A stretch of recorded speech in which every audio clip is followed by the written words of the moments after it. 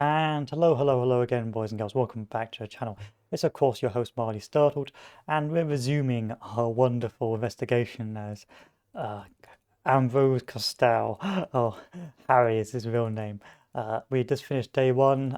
We still had not yet been able to see Everett Clare. We had begged for money to pay off our debt to the owner, and now we had attempted to continue on our investigation of the murder outside. Hopefully, we can get it done without any further issues, but we will see how well that works out for us, as Harry is, or our Harry is, not the most optimal or functional human being. But I have faith. What is this? This is the Labour workers. Oh no, it's the strikers. What do you want to say, Kim? Morning. Looks like we can get to work at once. The union muscle turned up. They look rowdy. We should talk to them. What do you mean, rowdy? I mean ungovernable.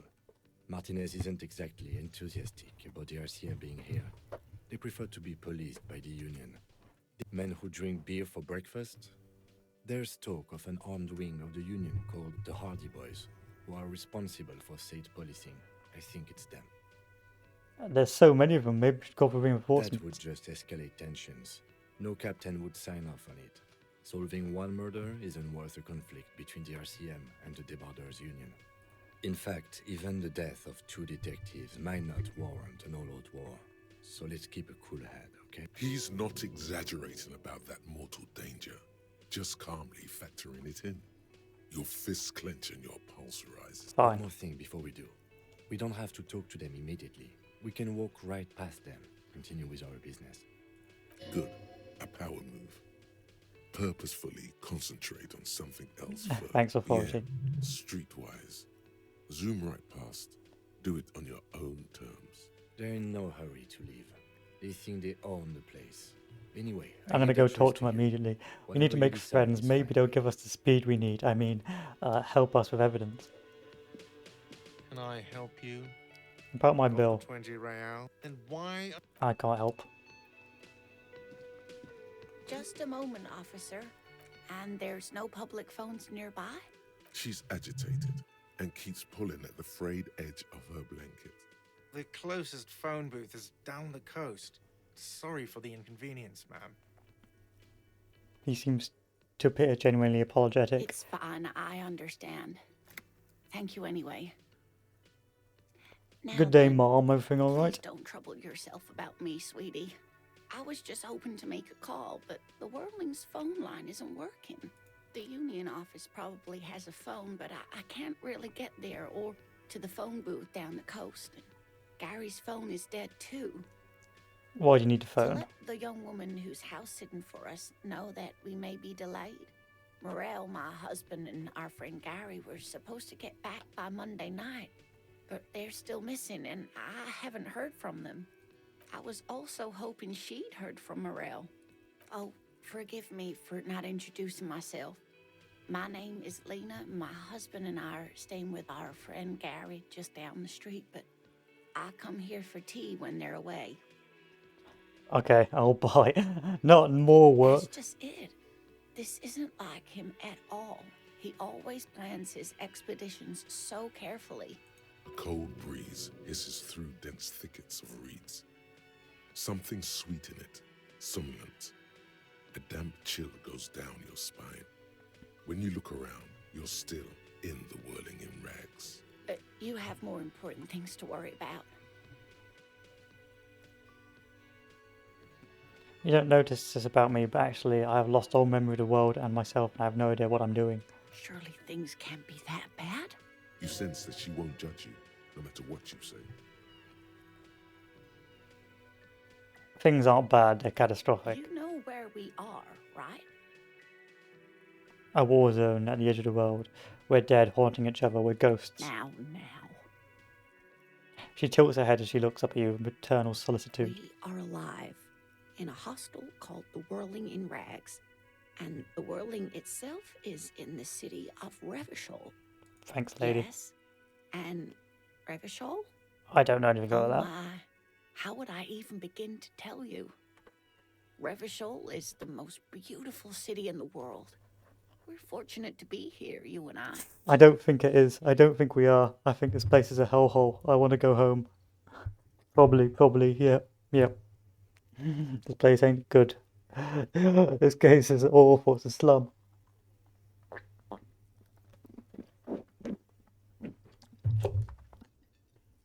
But I don't know where I live because I'm a hobo cop. I haven't seen very many other cities personally. Everyone says so. Revachol is a rare jewel.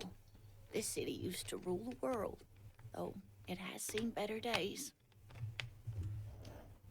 As a pause, as she says, your confession, you must look quite Speaking of lost. history, you know what year it is, yes?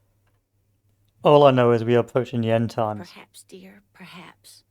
But for now, it's just the spring of 51. She is perturbed by your not knowing what year it is, but not by your mention of the apocalypse.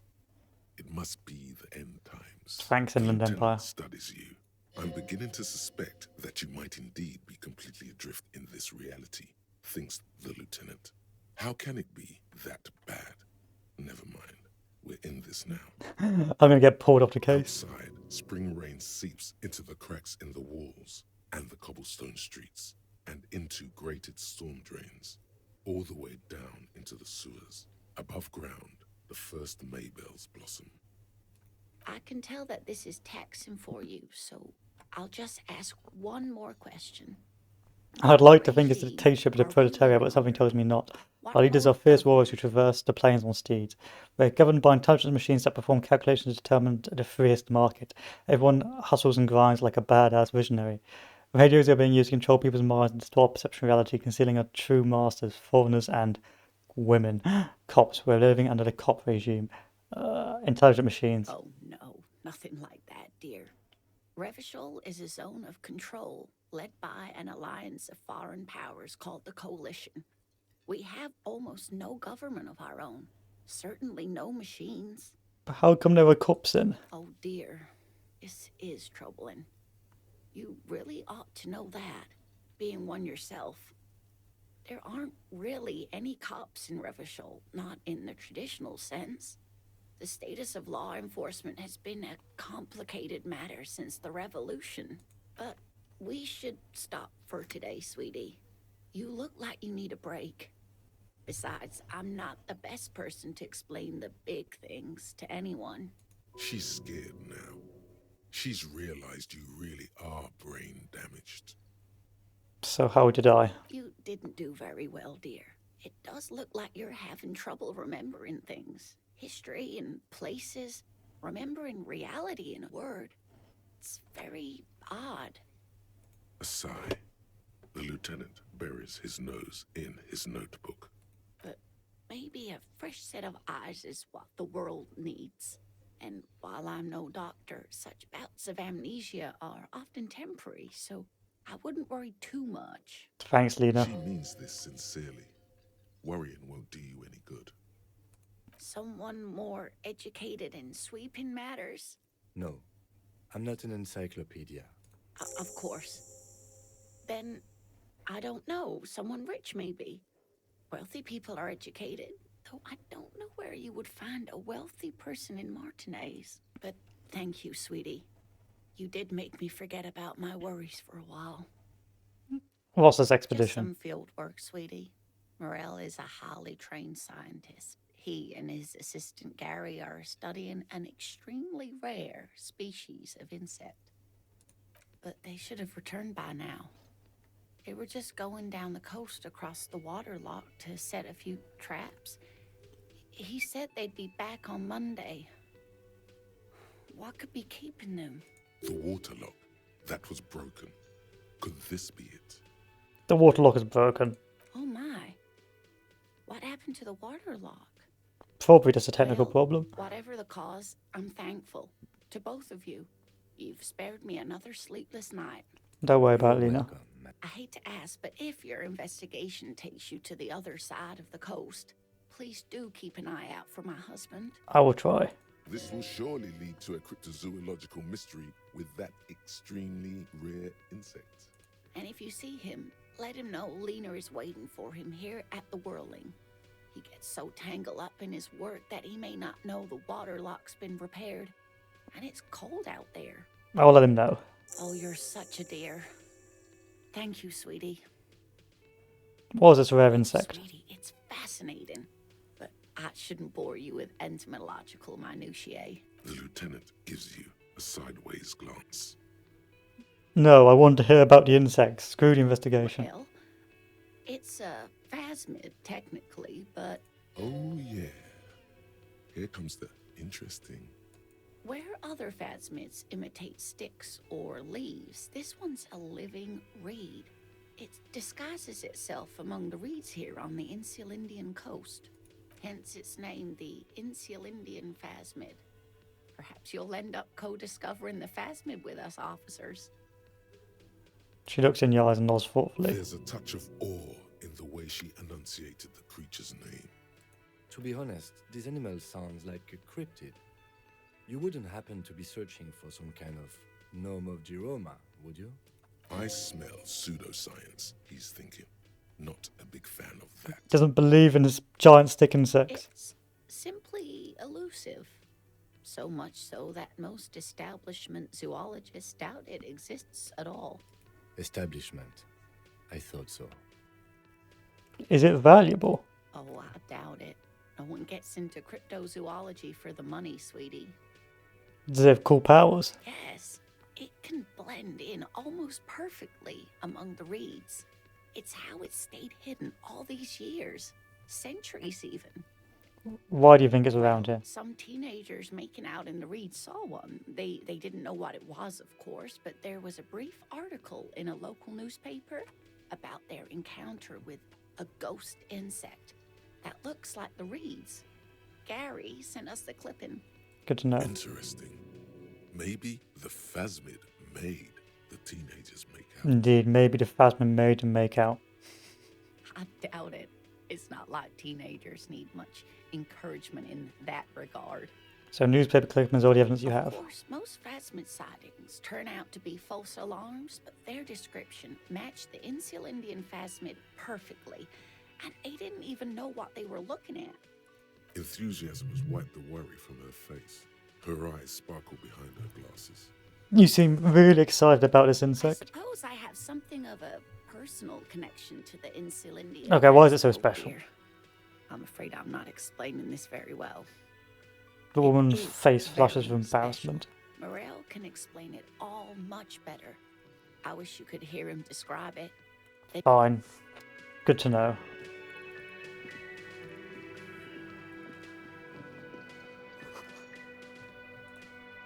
Mr. Cook. A thin man is smoking below an exhaust hood, occasionally sipping from his mug. This must be the Whirling's cook. As you step in, he nods toward the table and says something in a completely foreign language. The only words you can make out are Garancy and Quebec. It must be his name. Garancy. Garancy Quebec. Ah, Gracie, I have some questions to The ask. man puts his cup down and replies something, his left hand drawing arcs in the air. Do you know what's behind the door? He looks up at you, then looks away quickly, shrugging and muttering something to himself. Shrugging is an international sign for, no, I don't know what's behind that door. You've got some good-looking pots. He smiles and bangs his ladle against it. Alright, you've got nothing I want.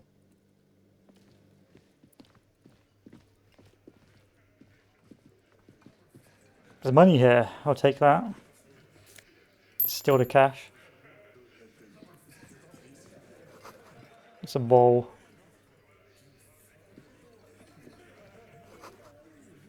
Okay, there's a window.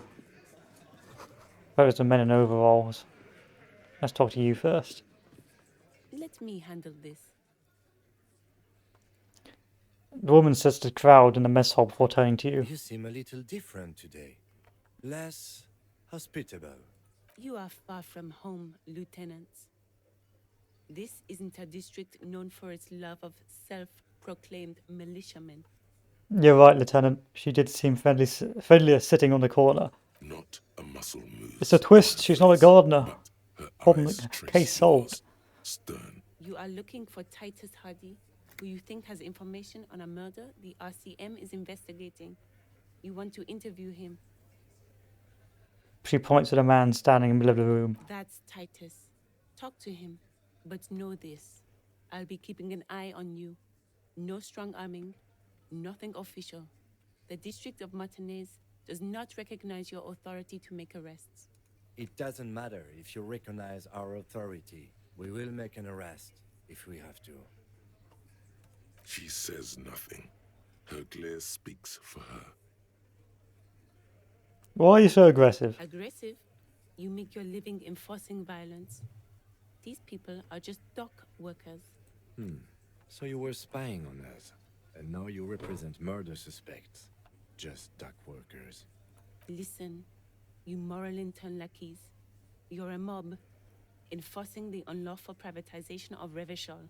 20 fat men in the Occident are stealing it all, and you're their bodyguards. Fuck yeah. The tall, broad-shouldered man takes a sip of his beer. So ask what you came to ask, or get back to your commanders. The world needs our financial buffer zone. No need to get emotional. The privatization is not unlawful. It's cool and funny. Maybe you're just not historic individuals. I don't know where you heard that, but it's wrong. The RCM is principled. I like that. Good start. Let's take it a step further. Armed uprising. What's the union's plan?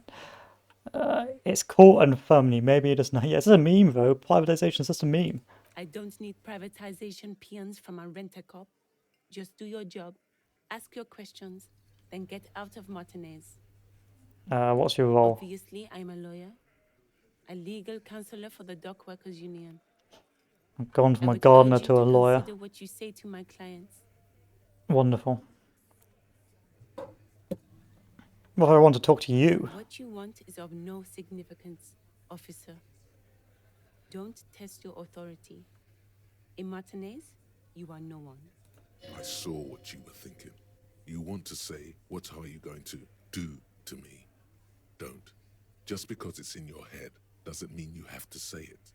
You will not lose out on anything good by not saying it. Oh, authority or volition? I'll go with authority. Go with authority. Authority's right about this. Right, Titus, let's talk. This is where you say your bed. The broad-shouldered man points to you with a beer can. Detective.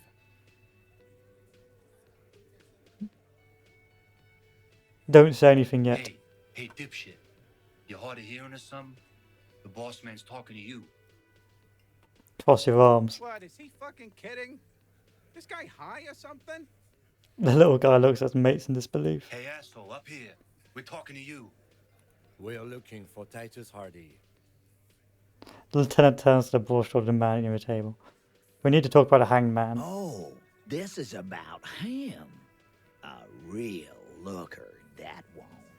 You're sure taking your time, waiting for him to get ripe and pretty for you, huh?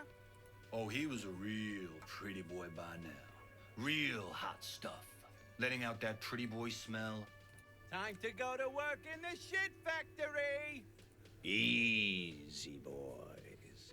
These janitors have a hell of a job cut out for them. I mean, I wouldn't go in there for $1 million. He slaps his forehead. You might want to start asking your questions now. It's not going to get better than this. These guys are so macho, they're ready to confess to first-degree murder. Ask if it was them. Scan the room. The man hanged in the backyard. Did he do it? I talked to Joyce. The merc you hanged. His friends are coming for you. Yeah. By friends, you mean his squad mates from Cronell. Wouldn't want to beat up his grandma. The snickering in the room. Some of the men put their beers down. Nervous, snickering. There's a rush of adrenaline present. They're forming a tribunal. They're coming for you. This is what happens if you take the law into your own hands. Other people start doing it too. Let them come. The Hardy boys are right fucking here. You heard the man. Right here. We're armed. We got the whole district behind us. And Glenn. Glenn is fucking crazy. Yeah. A well-oiled murder machine. He punches Blondie on the shoulder. The mood is on the rise. They're feeling confident, ready to punch out the whole Merc platoon. Joyce says they've gone rogue. Nobody's controlling them. Big fucking surprise. They hire psycho scum, arm them to the teeth, and let them loose in the city. What do you think is gonna I'm a snitch. We got weapons of our own. We got Ister 50s, Zeelagers. Glenn's got a knock cannon at home. Well, will they pierce ceramic armor? I guess we're gonna see. See what that they don't. Yeah, like you've been up against ceramic armor. He takes a sip of his beer to bide his time and tries to get the last word in. You haven't even seen the whole suit, right? I've seen the whole fucking thing, and it didn't make him immortal. Krenno has a bad nose. You know that, right? So are the local gangs, the fucking Barmy army, and the Madre scum. You've been out there. Seen any? Yeah. Where are they now, huh? Sent back to Madre in an airtight cargo crate. These people are trained military professionals with decades of combat experience. They are not a gang or a Barmy army. No, they're not. They're uncoordinated and drunk. We know more about them than you think. Right, okay. What do you mean, okay? I mean, okay, they're going to wipe you the F out. I mean, okay, you got this. I mean, okay, I'll be on your side when I can. I mean, okay, you got one more gun on your side once I find mine. Okay, I guess I'll be gunning you down right alongside them. I mean, they're going to...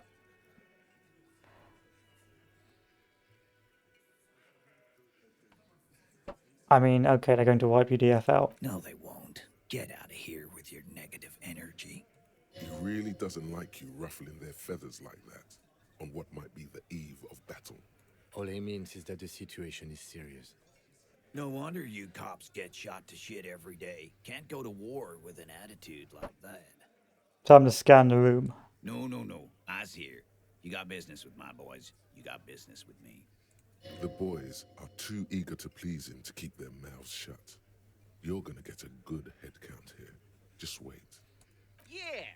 You fuck with the Hardy boys, you fuck with Titus Hardy.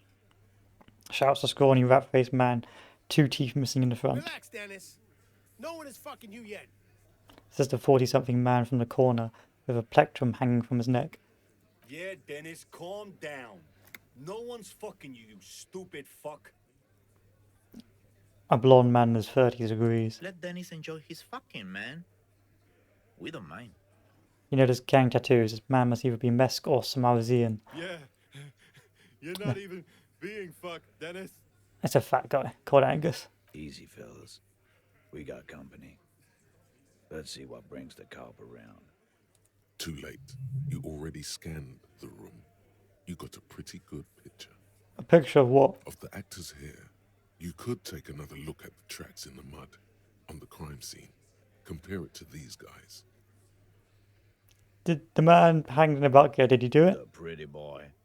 You guys really love talking about that pretty boy.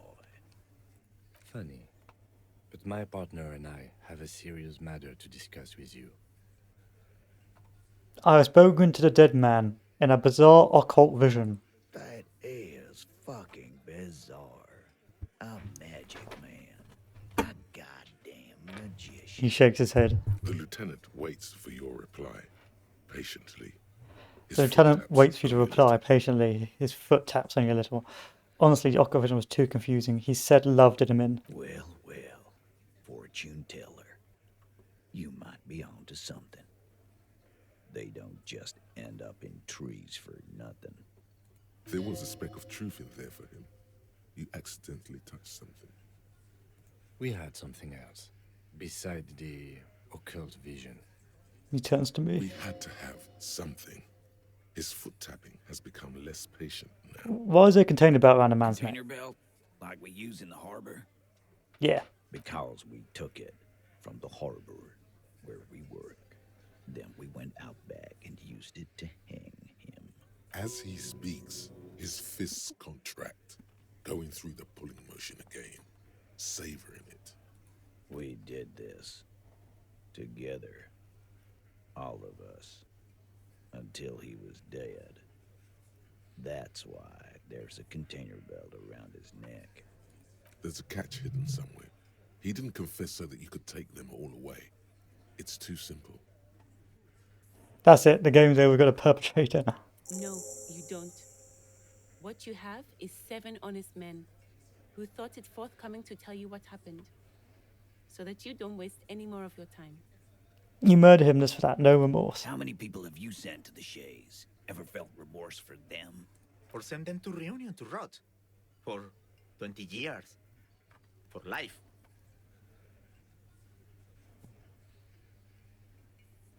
Honestly, I drink so much that I can't really remember who I've sent behind bars. Doesn't remember them.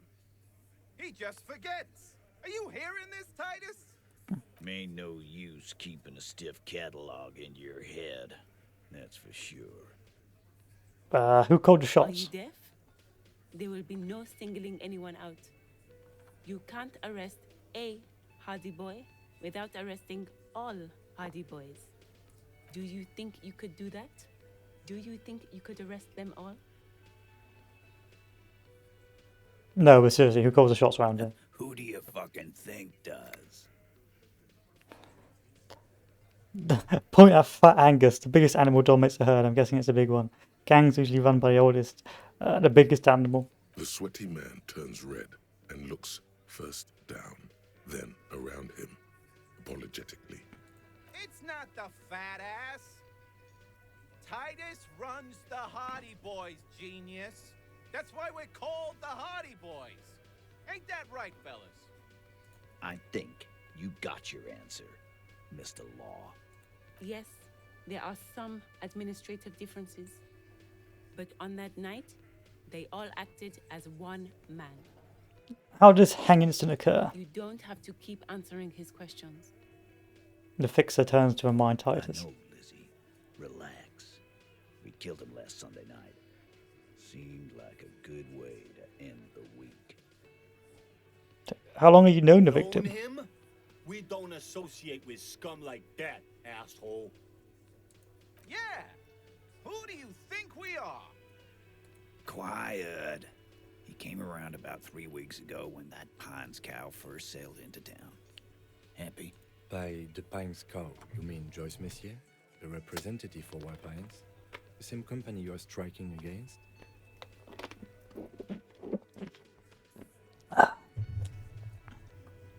No. I mean the Pines cow. The stupid-ass cow they sent in to fuck us over. But you know what? Pretending to mull it over. This is where he tries to sow discord between you two, because he knows the company is responsible for bringing the mercenaries into town. Why don't you ask her about the pretty boy? I'm sure she has interesting things to say when you ask her hard enough. That's enough insinuation for today, Titus. Officer, your interview is drawing to an end. Don't waste your last questions. Why did you kill him? Why? 'Cause he was worthless mercenary scum. And he stepped out of line. In mine. So he was a mercenary. And he stepped out of line. What kind of mercenary? The kind that shows up when you start a strike. The experienced kind, too. Had Cohoy and Seminine written all over him. Ex-Oranese Special Forces. A live grenade, right here in our bar. This one has a special gripe with him coming here. I can't prove it, but I know he was sent by the Wild Pines. They hired merc shit like that. Story of every strike from here to Samara. What did he actually do wrong? Wrong? He harassed women, raped one, harassed workers, threatened to kill some as a warning.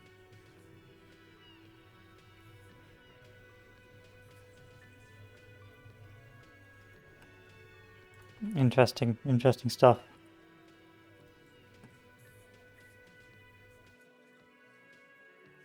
Interesting stuff indeed.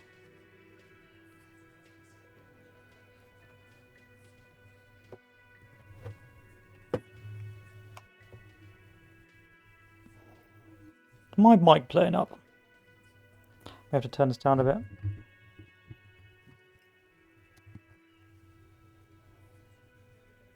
Still picking up some sound.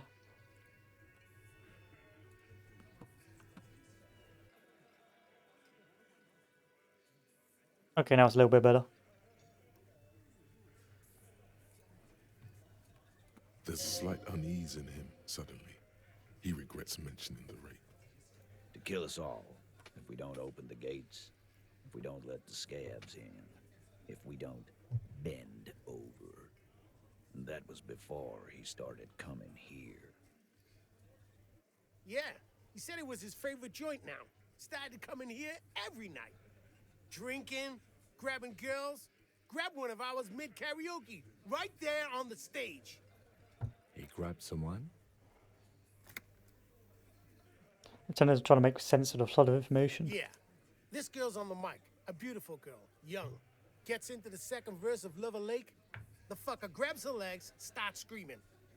Show me your cunt! Why don't you show me your cunt? Then, he gets knocked on the head with a wine bottle. Doesn't even fall down. Was this the same girl who was sexually assaulted? Raped, you mean? Aren't you fucking listening? My man is talking to you. He took care of it. They got the girl out before anything else could happen. Yeah, me and Eugene got around. Aren't you fucking listening? Right, but who? No, you're not getting the name. That's a Martinez matter, and I'm not discussing it with you clowns. How did you kill him? We hanged him up by his neck until he got real still. Didn't they teach you anything at the cop school, idiot? You're pretty sure you've had at least 2 years of cop school and many more of active service. Certainly enough to not put up with this backsass. Deliver a knockdown observation. We need more. Did you muffle him? We haven't heard any reports of screams. Titus, you don't have to clarify anything. We overpowered him, dragged his unconscious body to the tree, put a noose around his neck, and hanged him to This is always suspicious. Then we left him for seagulls, Seems too maggots, obvious. and you fucks. Wasn't he a trained killer? If yes, how did you manage to overpower him? With numbers, asshole. How do you think? You're right, Lizzie. I've done enough explaining here. No, he hasn't. Not yet. Where did this overpowering Aren't happen? you fucking listening? The fucker came to our bar. It happened right here. Titus lets the others clear out the details, so he doesn't get his hands muddy with explaining too much. I'm going to challenge. Things aren't quite right, are they? Actually, they're admirably, surprisingly composed. The entire room. Given how many questions you've lobbed their way. All of them? Maybe one of them is fidgeting. Well, this one. But he's always fidgeting, so don't get your hopes up. Fine. Like what, Copper? So why don't I just arrest Yeah, you? lawman. Why don't you? Not in the arresting mood. His mean little eyes come alive with A hatred. fearful readiness, like an electrical charge, raises hairs in the room. By your side, the lieutenant keeps his hand away from his holster. You hear the nylon of his coat hiss as he steps closer. Easy. Walk back from the provocation. They're armed, and they outnumber us. The lieutenant tries to establish eye contact with you. While the little rat-faced man reaches into his sleeve, there's a knife in there. Some of the others reach for their belts. Their eyes are light. You've confessed to murder. I'm taking you in. Look, Coppers, I know you think you're doing your job here, but there are 7 of us, and 2 of you. The bore's the size of your eye. I can almost see the stars. I'm gonna have to save, aren't I? We're gonna see how this ends. Oh, what do you mean I can't save? Where's the last load? Oh, it's all the way over there. Yeah, I'm backing off. I'm bitching out. The little guy? you're the little guy now. The gap in his teeth like a rotting So, hole. little guy, you had some questions? Beneath everything, he's grateful. Just a bit. You don't force him to get ugly. Yeah, little questions. I think we're done here. Your investigation here is done. Leave Martinez, go back to your... I think we're going to stick around, thanks. Some things don't add up here, Titus. I've done this job for long enough to know that people don't just confess to first-degree murder. Even if it is a group responsibility. We're going to look into this. Good luck with that. You've heard everything a rent-a-cop is gonna hear from us. Real law officials. You're lucky you didn't get a beating. Rent-a-cop. So that's what this is about. He doesn't see you as his equals. Forget about their games. You've mapped out the characters. Reading the footprints in the yard should be easier now.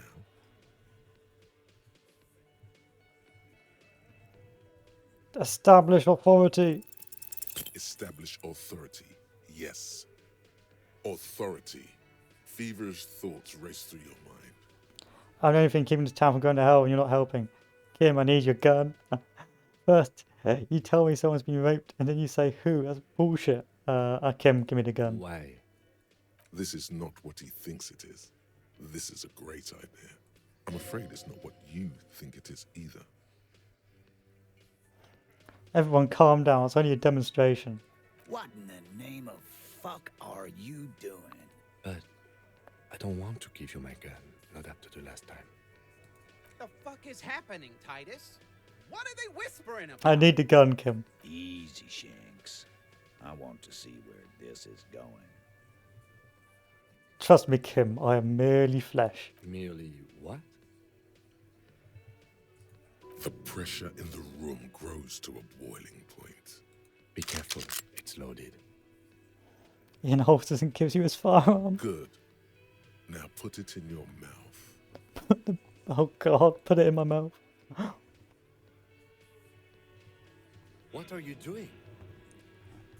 And a short cold barrel touches your lips. It tastes like iron and hell. Genuine panic flies across the lieutenant's face. Fellas, you getting any of this? You better get ready to effing respect me. I'm not effing this case up. You will respect me. I'm going to kill you myself now, you effing whore. I'm not effing this case up. You will respect me. You will never forget what happened. Yeah. We'll solve the case. Look at me. Don't worry. This demonstration is not helping at all. Yeah. Cause I sorta wanna see that shit. You won't, man. His fucking balls ain't big enough. This is my head. What in the name of motherfuck? It looks closer squinting at you. The fuck is he saying? Some insane shit. Nothing. Give me the gun. You will never forget what happens with us if you don't respect me. Fellas, the cop is really threatening to off himself. No, that This is is a not what power is move. happening. It's going to work. This show is unnecessary. Give me my gun now. You better be ready to respect me. He's not gonna off. No. He'll do it. Go ahead, son. 3, 2. 2, 1. Do it. No. Give it to Lieutenant Kitsuragi. It's not too late. Ratan, we can't have any fun if you kill yourself. Painting the booth red with your brain sounds like a real blast now. But what about later? There'll be nothing. Necktie, please. I have to do this.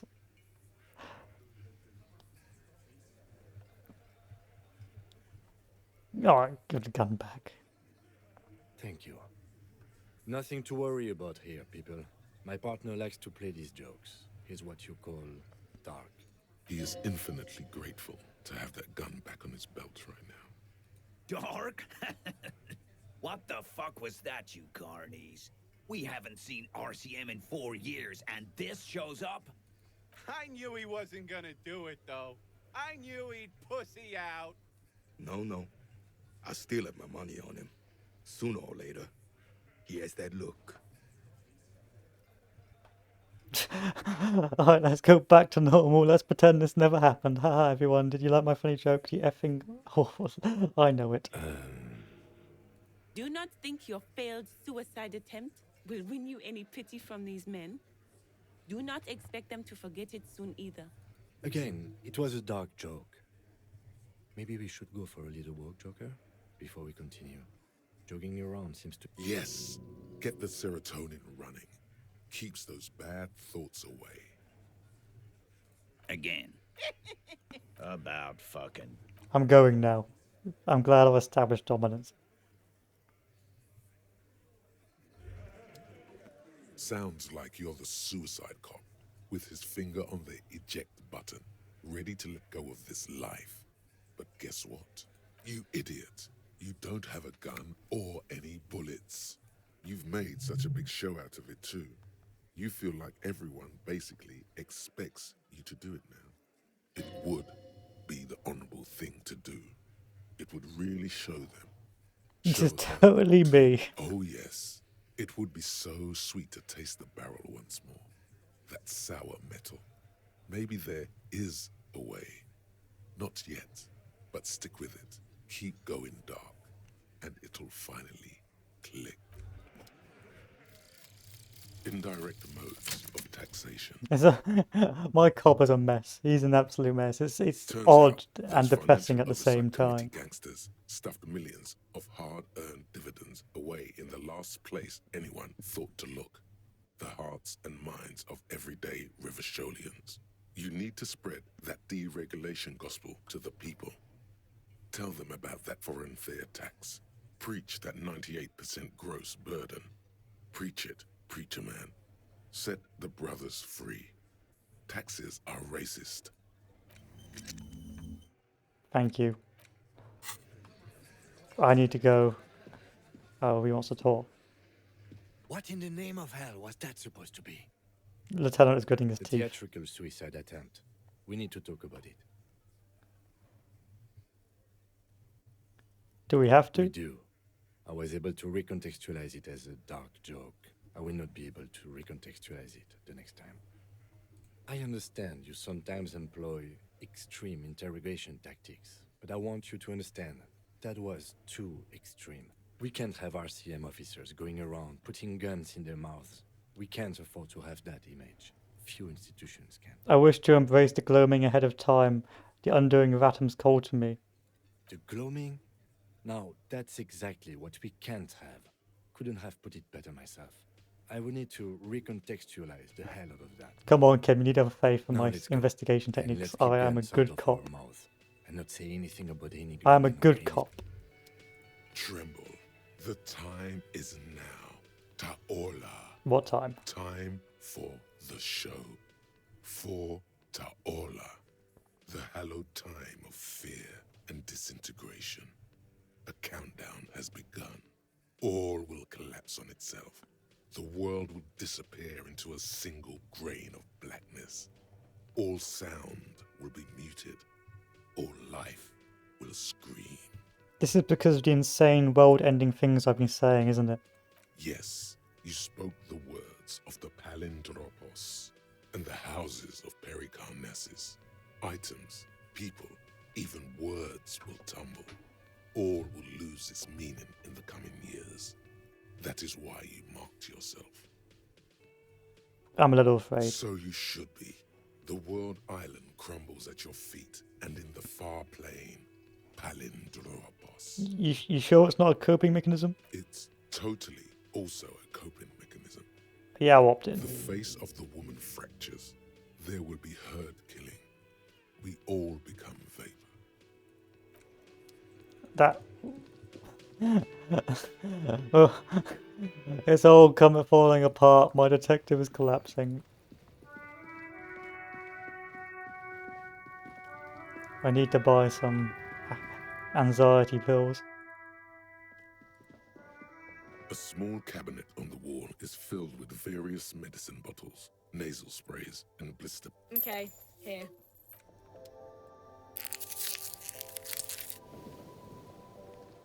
Okay, we're back on the case.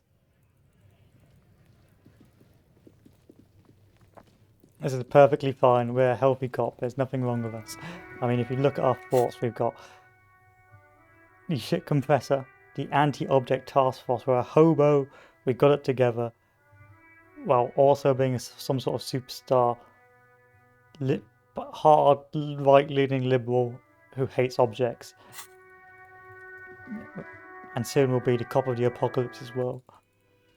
It's all part of the plan. Behind the dockworkers, a ceiling-height window. The hawthorn branches scrape the glass like bony fingers. Squint. There's a little slide panel up there to let some air in. No need to open it in spring. It's still too cold outside. Alright, there's nothing there. It's not time yet, apparently. Still, this has been a very, informative for a cop. This has helped advance the case immeasurably. Worst case scenario, we'll just blame the strikers.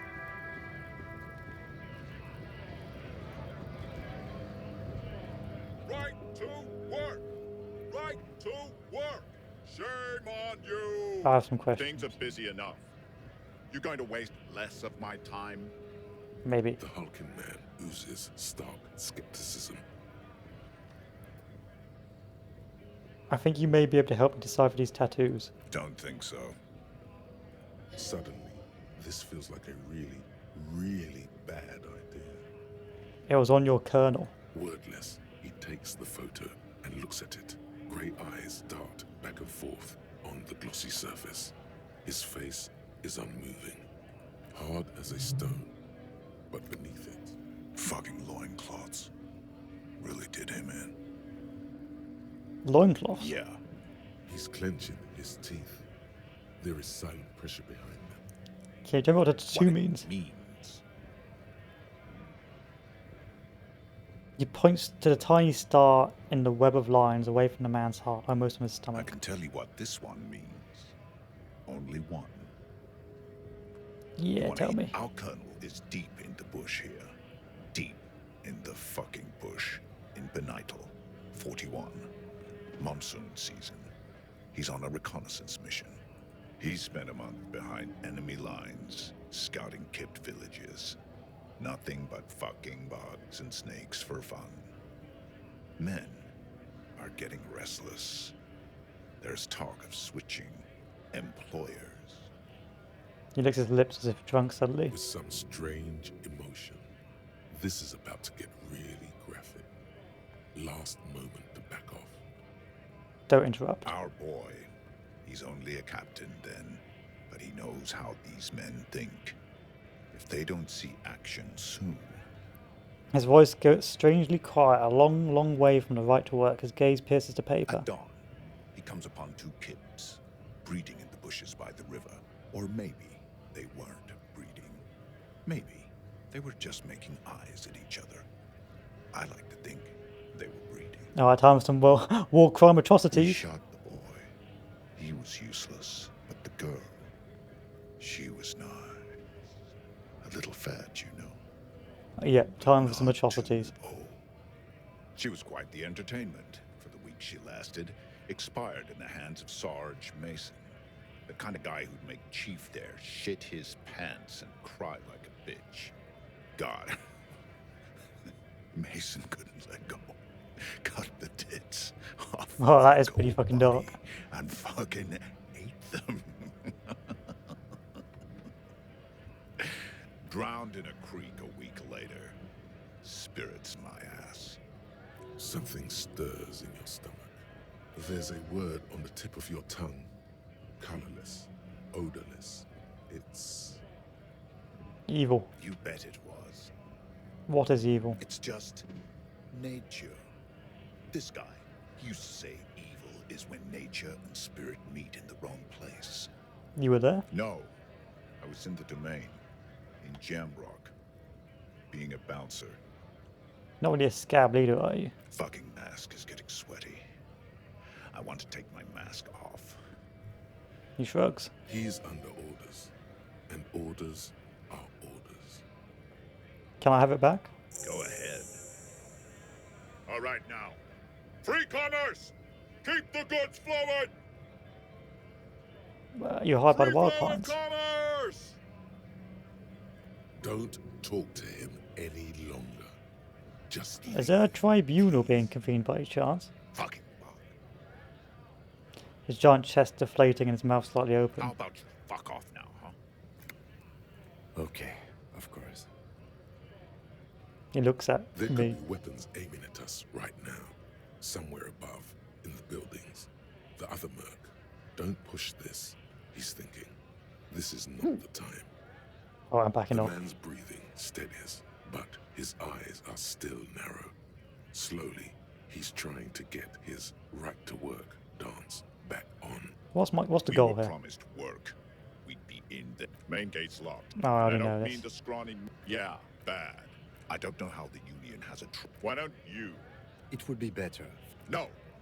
He seems to be following his. Do not be fooled by the programming. There is a. Okay, so this guy's a pretty much a psychopath.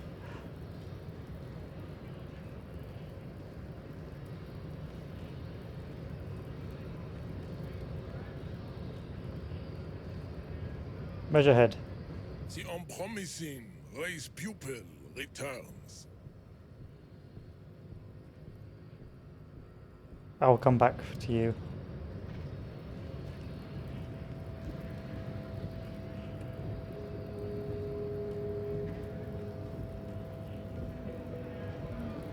I want to find the other merc.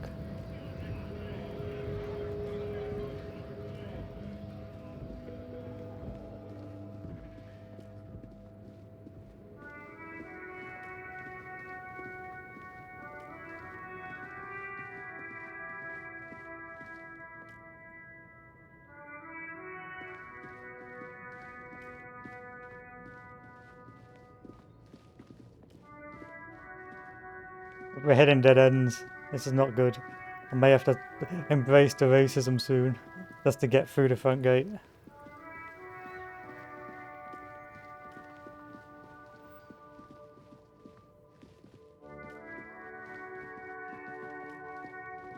Nope, nothing there.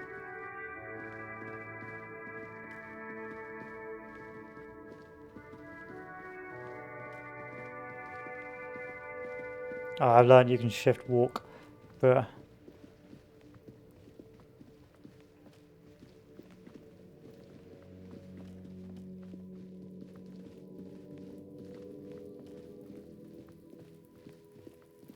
can I go through here now?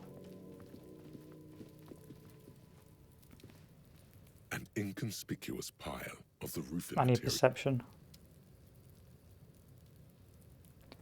It's a shame.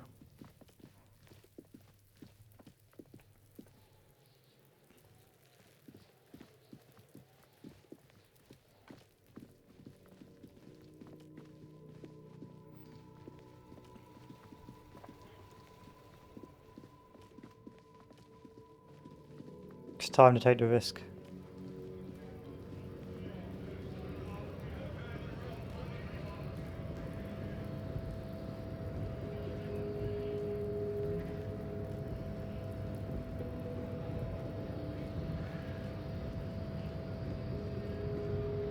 The unpromising race pupil returns. Why are you not with the Hardy Boys? I am not the first line of defense. I am the last. In addition, these so-called Hardy Boys are an effeminate clique of bodybuilders. Their company is spiritually degrading. But you're all part of the The union. Hardy manlets are on the pay of the company. I answer to the union alone. And I do this out of race heroism. Finance is an alien concept to the Simmons. Right. Now leave me be. I must luxuriate in the company of I'm doing it.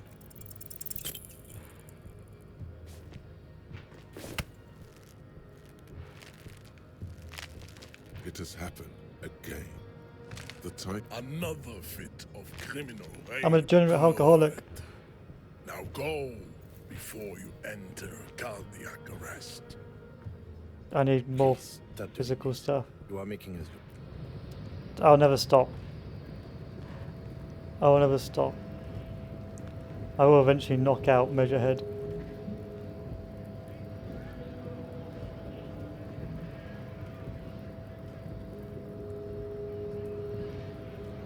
It's the only way.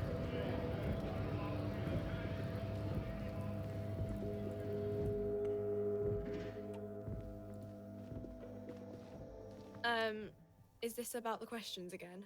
Because I don't really know any. A warehouse? I don't know. She looks up. Fine.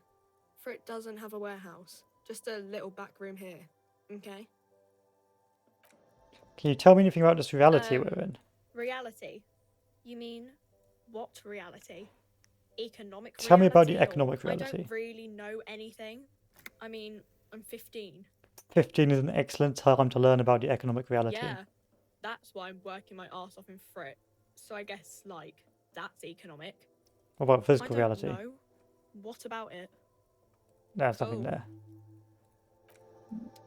I need more happy pills. A small cabinet on the wall is... Okay, here.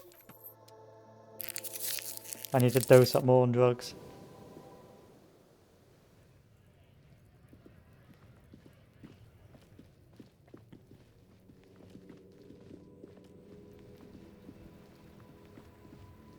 So I'm gonna have to do more into physical instrument.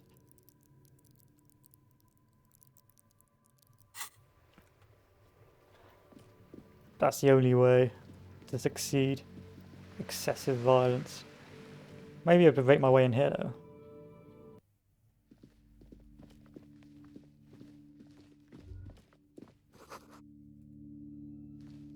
A heavy door with a missing handle stands I need pain threshold.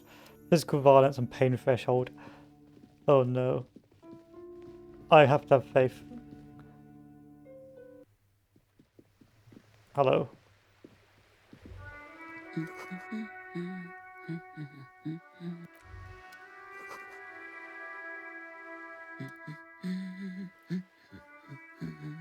Hello. Hello? She nods her attention, fully focused on reading. Who are you? No one. I'm just a working class woman. She doesn't really want to be disturbed that much. What are you doing? Looking for something to read. Good. Good. It is. I'm a I policeman. know you are. Everyone can see that. The rectangles. Do you need the help of a policeman? What with? She tries hard to focus on the book What stand. with?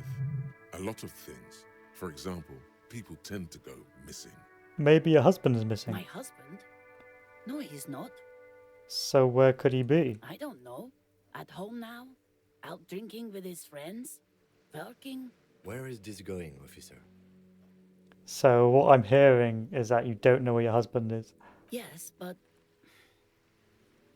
I don't really need to know where my husband is. Not all the time.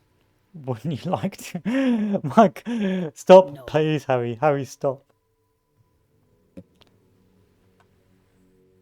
I can help you find your missing husband. Why are we still talking about this? I haven't lost my husband. Maybe your children are missing. No, absolutely not.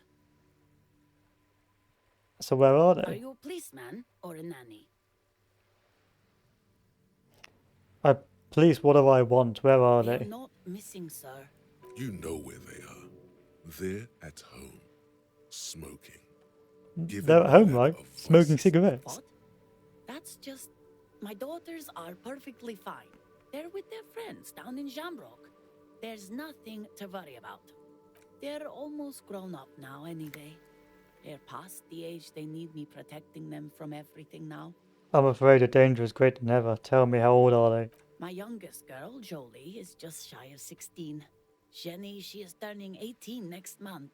But we shouldn't even be talking about them. Describe their appearance. I don't like Why where do this is you need to going. know this? Haven't I repeatedly told you that they're not missing? That they're in Shamrock, safe and well, at some stupid party? Did someone say party? You could use a party. Hunt it down. I could do with a party, a killer party, not a lame one. A killer party? What is it with you and Pope Staples? My God. Please, no more talk about my daughters. They are fine. What about your cockatoo? I don't mean to disrespect, sir, but you are being a bit of a cockatoo here. For what it's worth, I agree. But cockatoos can't be stopped when they get ladies. It's better to indulge in Where is the cockatoo, Mom? You need to tell me. Where is the cockatoo? I don't even have a cockatoo. And guess what? What? Even if I had, it wouldn't be missing. I'm just checking. Great. What do you mean about me being a cockatoo? Nothing. Go read up on them if you're so interested. There's a great book in the bookstore. Maybe you should. What if the cockatoo is your astral captain? Or your heraldic bird? I'm going to read about the cockatoo. The story's open. The woman before. I must read about the cockatoo. Maybe that'll give me the experience I need. The display rack is brimming with worn paper. Muscle Man books.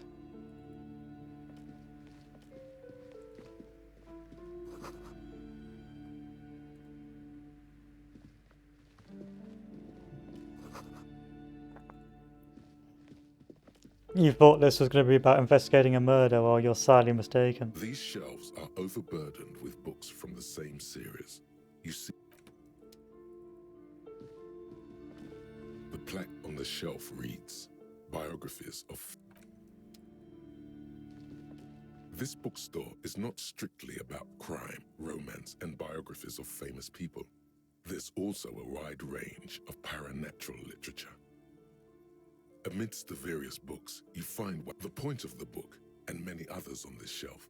It serves platitudes, wholeness. When it's up to you, it's your own fault if you... The book features this is just mundane garbage. What's even paranatural about this? The throbbing suddenly, as if out the book, for example, even better, it also... This is a rabbit hole. It is alleged to restore a for general, this is exact... I don't know. There's an entire section devoted to cures for men who are struggling to perform their merit. Excuse me, sir. I believe you've been... I'm just trying to find about books about cockatoos, alright? Shelves full of... I would say... The book is also very daring. Perhaps, certainly. You feel like you should get this one. Definitely.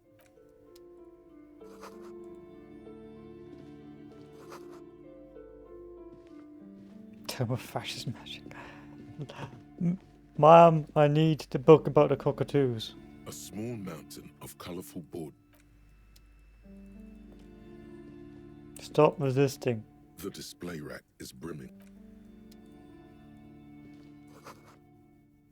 The display rack, rows and rows of maybe 100. Those snow, not even close. Man from Heimdall in hell. A twinge at the back of your head make your hand reach. She's locked between the throne and the Heimdall. The display rack before.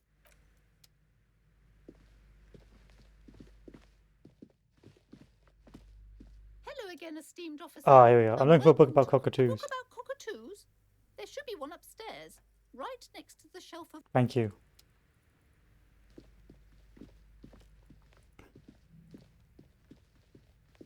A sulfur-crested cockatoo sits on the cover, its beak slightly open.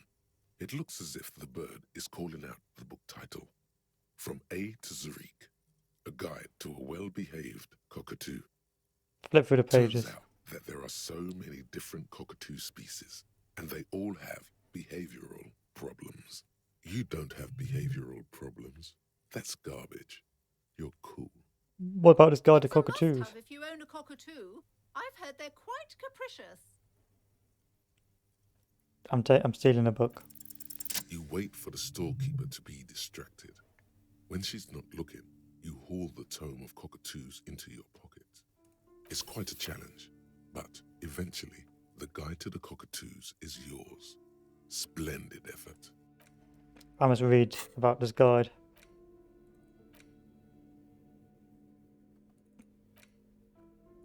A cockatoo is a parrot with an erectile crest. Whoa, how has this happened? I just wanted to solve the murder. Known for their intelligence and general precociousness, cockatoos are popular birds in aviculture. However, they often exhibit various behavioral issues. This book talks about the delicate nature of toos, as well as introducing some of the most popular species among the bird enthusiasts. The funeral cockatoo, the major majestic cockatoo, and the most common bang bang cockatoo. It's colorfully illustrated. What's the problem with these birds? Where to even begin? All cockatoos are known for their needy natures, requiring attention for at least 2 full hours a day. They love to talk and have been described as lovable clowns who just don't know how to wrap up. I could handle that. It'd be nice to have someone to talk to when feeling lonely. Pet owners also report moodiness, loudness, and hostility as recurring issues. If left unsatisfied, cockatoos may scream non-stop, pluck their feathers, or become aggressive. That's pretty bad. It is not recommended to get a cockatoo if you're not able to cook them food every day and give them the full care that they need.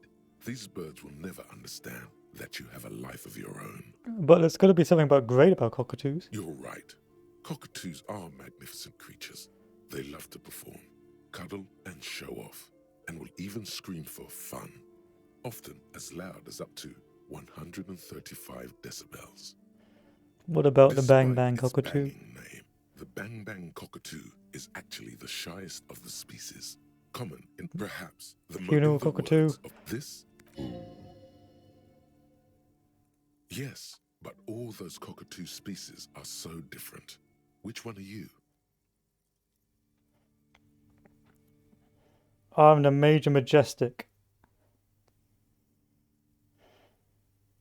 What if I'm just a fuck up and a cockatoo? I'm a Major Majestic. You're right. Your Majesty embodied. This big, beautiful bird belongs on your heraldry. Yes, and now I can finally get my revenge.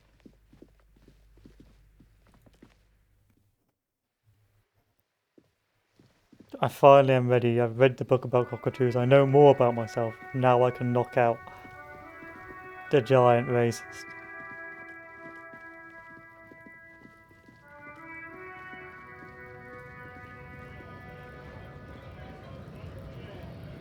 I'm ready.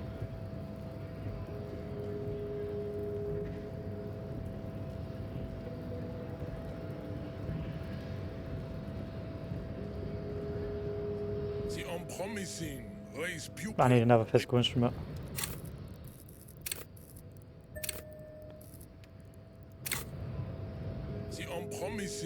I believe.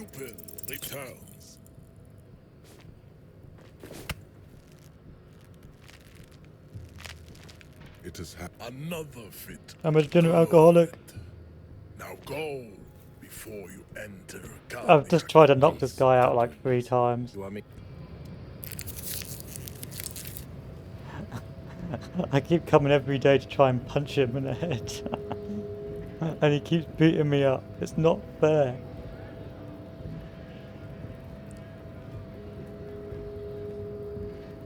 This isn't like the real world.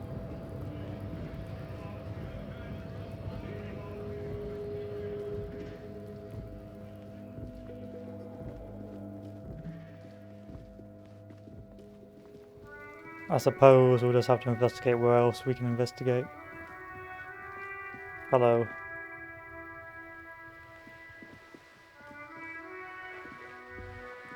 There. Working class drunk. You know what this means, right? Case solved. Cracked it. All in a good day's work. What did I crack exactly? What do you mean, what did I crack? Look at how working class that drunk is. It's the future leader of the proletarian uprising. It's her husband, the missing husband. And you found him. Now go and tell the working class woman. Protect and serve, recruit. Give me champagne, I'm going in. There's no need for champagne when there's honor, recruit. Go and tell the working class woman what you found, right now. I'm on my way, I'm gonna solve the case of the missing husband. Protect and serve, madame. I found your husband. God damn it, I already told you. My husband isn't missing. But you said you didn't know where he was. And I specifically added that I didn't need to know where he was. But I found him nonetheless. Very well then. Where is he? There, pointed at working class drunk near the sea. Excuse me? I found a working class drunk and I thought he might be yours. Right, because working class women come with alcoholic husbands. You know what? I'm not saying what. You were right. I do have an alcoholic husband. Although not that one. Ah, Blam. Knew it. But you told me your husband's all I right. did, and he is. He's also an alcoholic. So is he missing? No, he's not. Or maybe he is, I don't know. He's probably in the park or in Shamrock somewhere, drinking with his friends. Oh, it's a bit depressing now. I haven't seen him for... Well, to hell with him.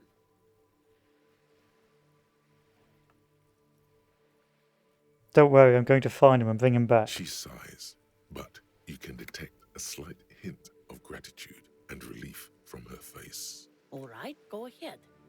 Do you have any questions? What does your husband look like? Honestly, not that different from you. So he's disco. Oh, thank God, no. It hasn't come down to this yet. Why does he resemble Well, me then? He's slightly chubby. Wait, did she just imply that you're fat? You're not fat. The body type she's referring to is called a Franco-Nigerian. Is it the meme that if you're physically, if you're like a gym boy, you're also a racist? Because physical instrument has quite a few racial sort of profiling here. I'm not chubby, neither is your husband. What you mean is the Franco-Nigerian hard body. You both share what? Franco-Nigerian hard body, softly round yet still in shape. Ladies dig it. I'm not sure about the rest, but softly round sounds about right. He's not in great shape. He stops to think. What else? He was wearing a dark brown leather jacket with a bright blue inner lining. The lining is hand-sewn. I made it myself. Her voice is slightly quivering when he sheds. It's his cool jacket. God knows it's too cold to run around in this, but he refuses to change. Who cares about the cold when you have your cool jacket to wear?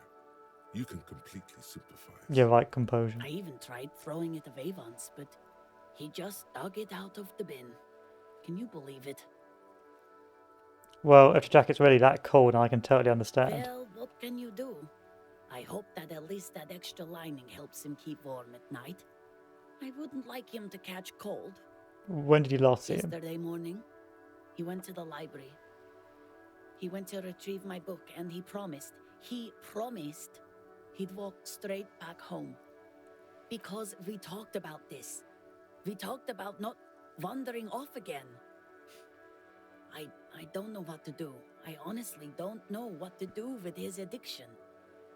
Just makes me feel weak. She turns away from you.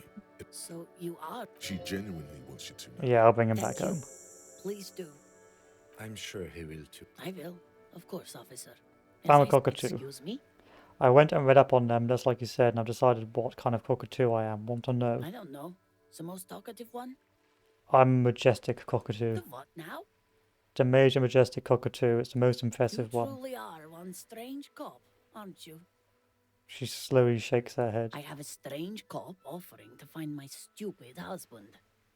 What a day. Watch her browse Her books. hands move over the book covers.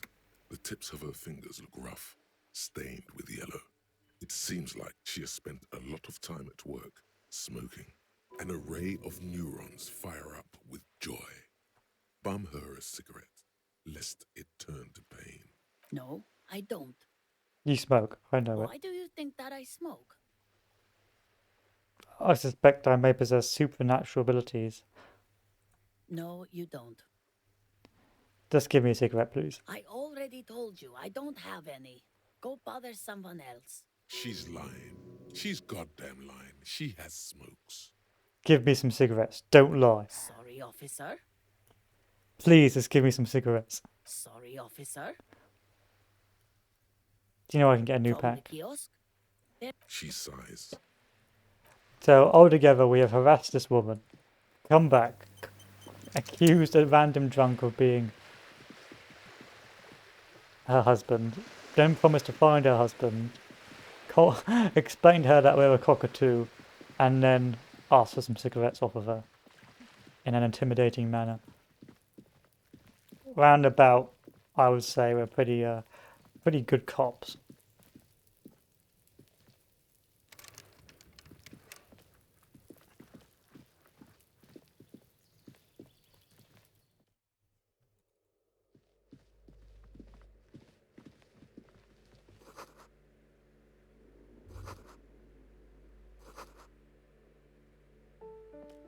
What's in here?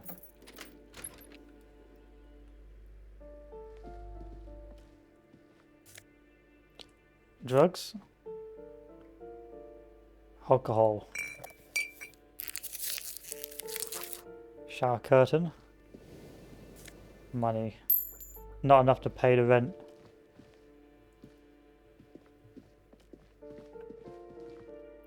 Eviction notice and missing pets.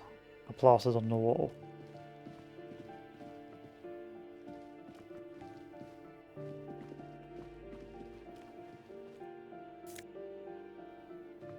Oh, clothes.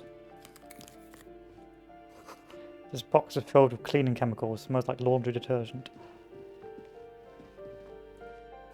Someone has drawn a 5-pointed star on the wall. This door has been closed with a padlock.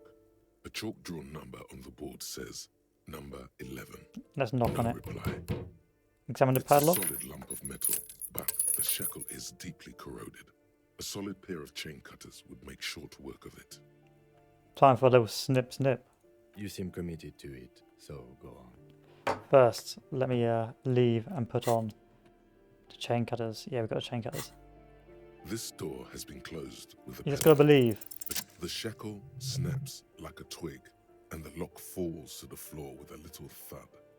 It should be possible to enter now. After you, detective. Be a bit of breaking and entering. Nothing, nothing we can't handle. A plaster cast bust depicts a middle-aged man with impressive sideburns. The name on the plinth reads Kraz Marzov. Kim, who is this guy? He's known as the father of scientific communism, also known as Masovianism. His theories about economic history greatly influenced, some would even say sparked, the anti-centennial revolution. Whoever lives here actually needs to know how the economy really I works. suspect that's exactly what they are trying to do. There aren't many communists around, not after the revolution. Some youth still keep the ideology going, it seems. Why did the tenant have this? The White Star, the photos on the wall. I think we have broken into the apartment of a young communard. How fitting. This does not do well with my free market anti-tax detective.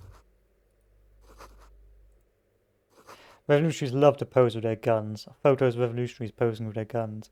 Book of critical theory on the monstrosities of capital. Bit of theft. A bullet and a lounge suit. Can I break this? A plaster cast. No. 1 penny. That's a lot of money. That may pay the rent tonight. You hear someone walking around inside. Let's knock on this door. Walking stops. You can feel tension on the other side. Knock A again. poor communard, from the looks of it. The room is barely bigger than a closet. Open up. This is the I police. have to open the door? You hear the clacking of heels against... again, as the other side walks right up to the door, her tone is now getting defensive. Do you have a warrant? I'm not obligated to open the door if you don't have a warrant. Let's go. We don't have a reason to get inside that apartment. Later then, entering this door seems a physical challenge. Fine. Well, what's this? Postcard.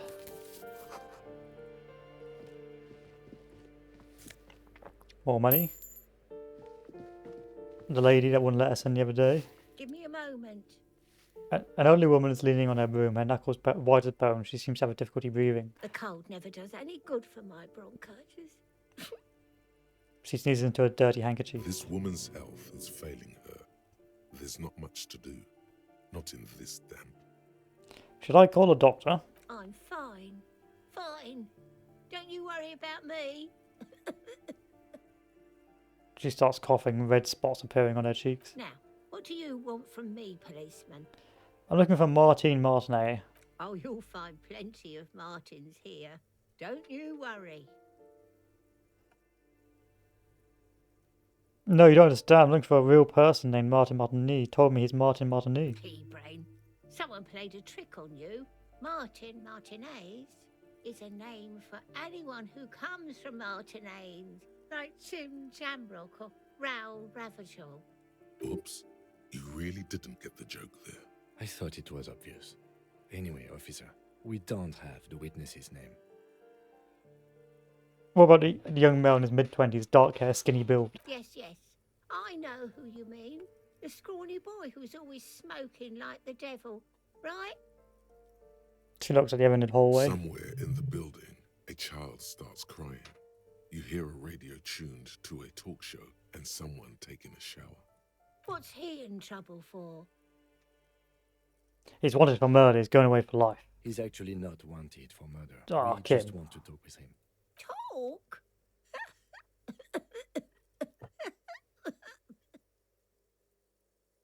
She squeezes her broom, trying to catch her breath. He lives upstairs in room 28. Go to the balcony. It's one of those doors there. He's usually home in the evening. Thank you. We should go check out his apartment in the... Who are you? I'm no one. Just an old woman who cleans these hallways. Do you live here? If you could call it living. I have a little room upstairs right next to the coal room. It's barely bigger than a closet. But I don't complain, no. I have my bed and my aching bones to keep me company. And that's all I need from this world. And all she gets, too. The coastal wind beats down hard on the coal room door outside. Splashes of waves make the balcony slippery. I have a few questions about the apartment. Ask away, policeman. Who lives in No apartment one 10? lives there. It's been empty But I talked to for someone through the months. door. Possible. I would know if someone had moved in there. She pauses eye in the hallway. Maybe it's those countercultural people again. Breaking into a house like it's a public space. I'll take a You're look. Great. Young people. They're worse than rats. You know, always littering the hallways with trinkets and empty beer cans. Who lives behind the padlocked door? Oh, that one is a scientist. A future scholar. Suddenly the old lady's face is I beaming. think he studies astrology at the community college. Education's good. I always tell them to study. Astrology. Something to do with all those stars around his door. He asked me to leave his drawings up on the wall. I'm pretty sure it's to do with communism. The symbol of what now?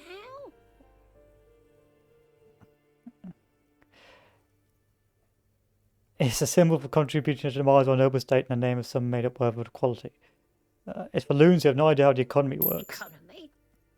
Why should anyone care about economy? What can you tell me about You're Cindy? teased. Nothing I can do about her, I'm afraid.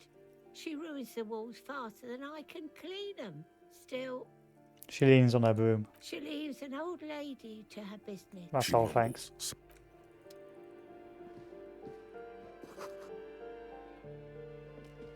We're back to this door.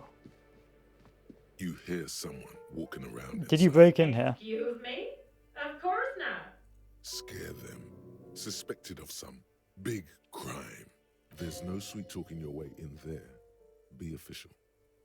Are you cooking morphine in there? Oh, come on.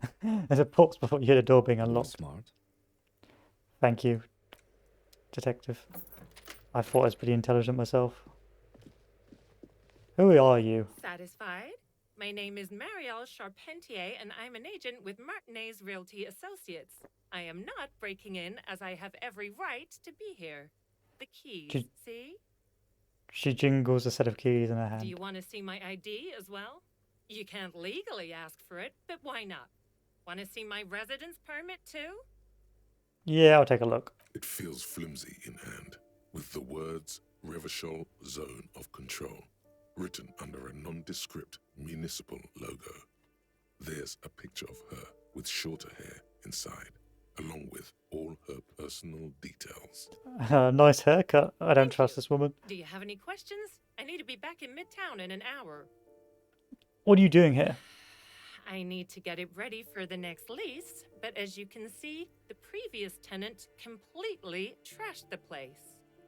Seems like they knew how to make a good time. It was some kind of a moribund old man who used to be a business owner. You'd think they'd make rent. She stops hesitating. A sudden serious look crosses her face. This story didn't have a happy ending. But that that was months ago. Anyway, was there anything you wanted, or is that it? A glimpse of full closed apartment down the hallway. Oh, that's another huge mess. The former tenant owes us 3 months of rent. 3. We closed the apartment and planned on auctioning off the valuables, but... And again, I have no idea how stupid mistakes like this can even happen. But Ron, when he came to close the door, didn't close the neighboring door. And there's a hole in the wall. So preppy. She's probably on some low-grade performance enhancers, like Preptide or Pericanine. A hole in the wall. Can you believe it? And then the tenant ran off with his stuff. He's gone. The money's gone. Just like that. My money also disappeared, I think. Couldn't have been that much money. The apartment looks pretty shabby. My money also disappeared. Well, it does not disappear from my hands. No, I don't let it. Couldn't have been that much money. These apartments are perfectly fine. They have gorgeous architecture, a million-real view of the bay, good ventilation, neighbors, life, spark, and they are affordable. I'll tell you, Martinez has a future. In a few years, it's going to blossom with artists and creatives and those radio computer wizards. I don't think so. Don't ask me what happened with the wall. I have no idea how we're going to find the time or resources to fix it. Both apartments are now unrentable. Both. That's all, thank you. Of course. She's been waiting for me to leave for a while. A blister pack medicine peeks out of the box. You should take it. Hypno Gamma. Looks like a fine mattress. And some shoes. We'll take the shoes as well. So there's a place with a hole in the wall. Interesting.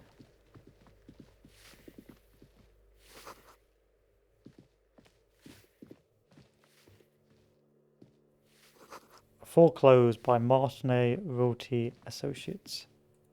What's this? Oh, it takes me out here. I don't need to go out here yet.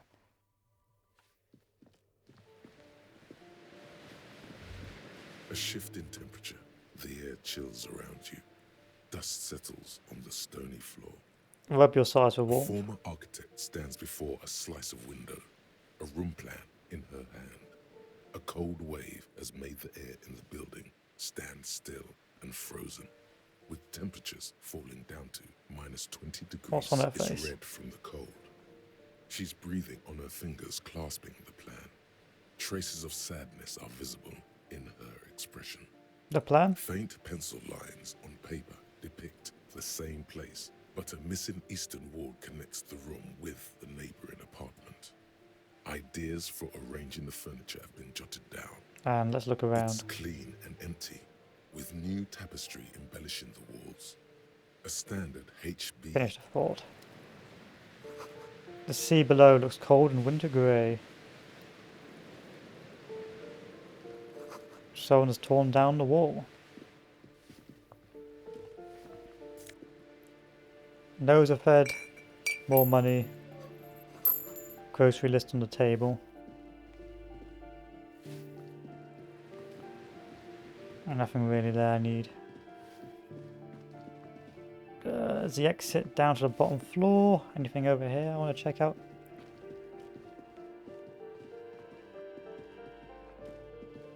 Any stairs over here? No. Okay. I've got to go to the balcony now to find the rest of my rent.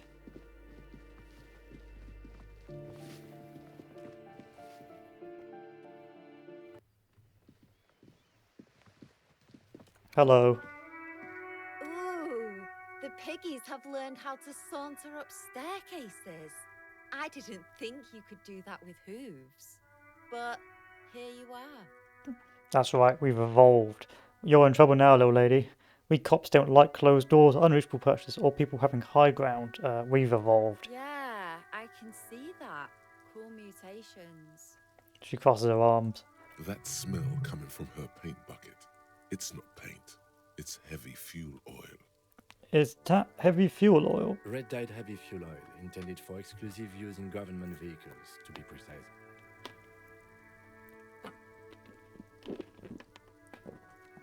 He says, studying the contents of Cindy's bucket. Bit of an arsonist there. I would not use fuel oil as paint. It seems a bit expensive. What did you think I was using? Aquarels? Sucked it out of a cop's fuel tank myself. Back in Jamrock. Fumes are bad for you, okay? Something to think about next time you're driving around in your pretty little piggy carriage. Thanks, Cindy.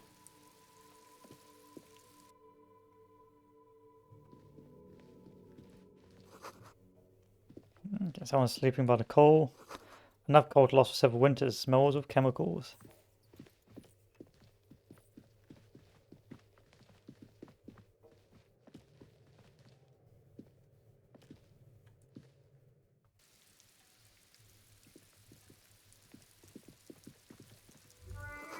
Above tops, flap in the wind, forgotten hammers and nails rest.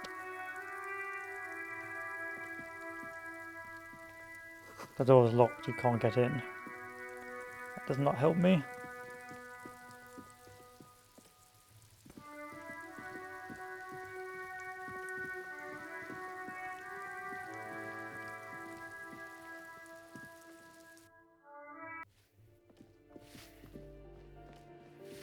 Give me a moment. That's a real estate owner lives there. I see. I hope some good people are finally going to move in. This place needs them. Lax women and sexual deviance, that's all come. I feel everything will be fine. This apartment building needs slow change, imperceptibly slow.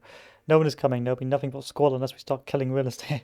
Yes, radio computer wizards are coming. They're going to save the place and the economy. I do like wizards, and people like that in general.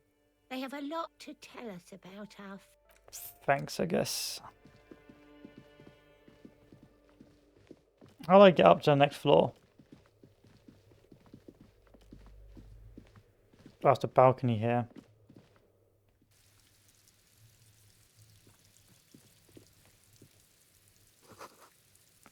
Cigarette butts are here. Anything over here? Just a door, nothing you right here. Okay. Someone's growing rosemary, thyme, and a cactus. This door is made of metal and appears to be reinforced. Someone here really values their security. Number 28. This is where the cleaning lady said the smoker on the balcony lives. Let's see if anyone's home. Knock. No one answers. No one's Looks answered. like the young man we are looking for isn't home. I think our best chance we should return tonight after we have finished with our day's work. How about 9 p.m.? What are you talking about? Smoker on the balcony. This is why we're tonight at 9 p.m. Okay, we'll come back at 9. This door to apartment 29, complete silence. Someone who lives there is not at home. The voice of a man singing along with some buoyant dance tracks. I can't get over there.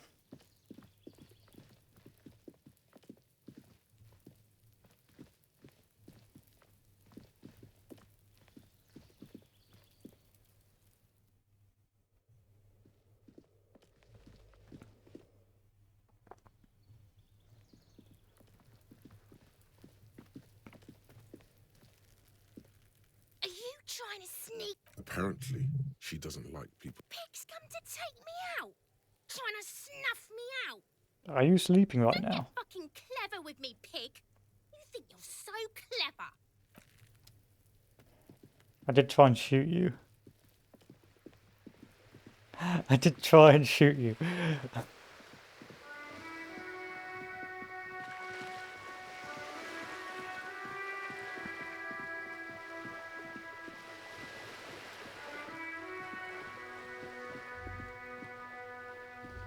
The sight of bullet holes stirs something in you.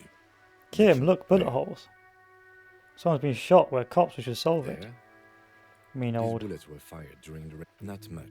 Just needed some experience, Kim. That's all I needed. You're still waiting for a replacement for the I saw the bullets, statue of Philip III in the roundabout. Ah, yes. King Philip III on his steed. A reminder of what Revachol once was.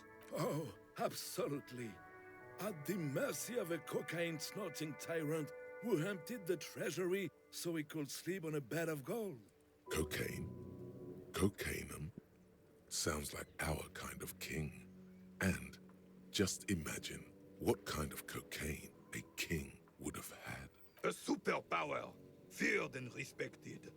A testament to what this country can be under the leadership of a true king. Someone who knows how to rule. What about the cocaine, though? Oh, old Philip was a big fan of the purple nose candy the nobility loved so much. A cocaine connoisseur of sorts. His egocentricity is borderline legendary. You can't even take responsibility for yourself. How could you fathom the responsibility weighing on the shoulders of a ruler? He's obviously annoyed. That's why the Philippian kings use cocaine. For clarity of vision. To aid in their work. Regnum cocainum. Revishal's finest years. Right, he seems to grow tall and bring with pride from the I'm past. satisfied with this explanation. Of course. Clarity of vision. Awareness. Philip III was even brought into this world with the help of cocaine. The court made him administer the dose to his mother when she was in labor. And it is well known that with the help of cocaine, only the purest, of course, he was able to connect with higher realms. Higher realms. Of course, it all makes sense. Seems like irresponsible behavior for a monarch. Drug users shouldn't even operate heavy machinery. Thanks for clearing that up. Such responsibility requires a boost every now and then. I sometimes need one too.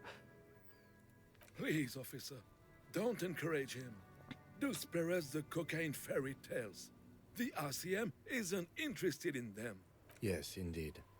We're not here to investigate the drug trade of centuries past.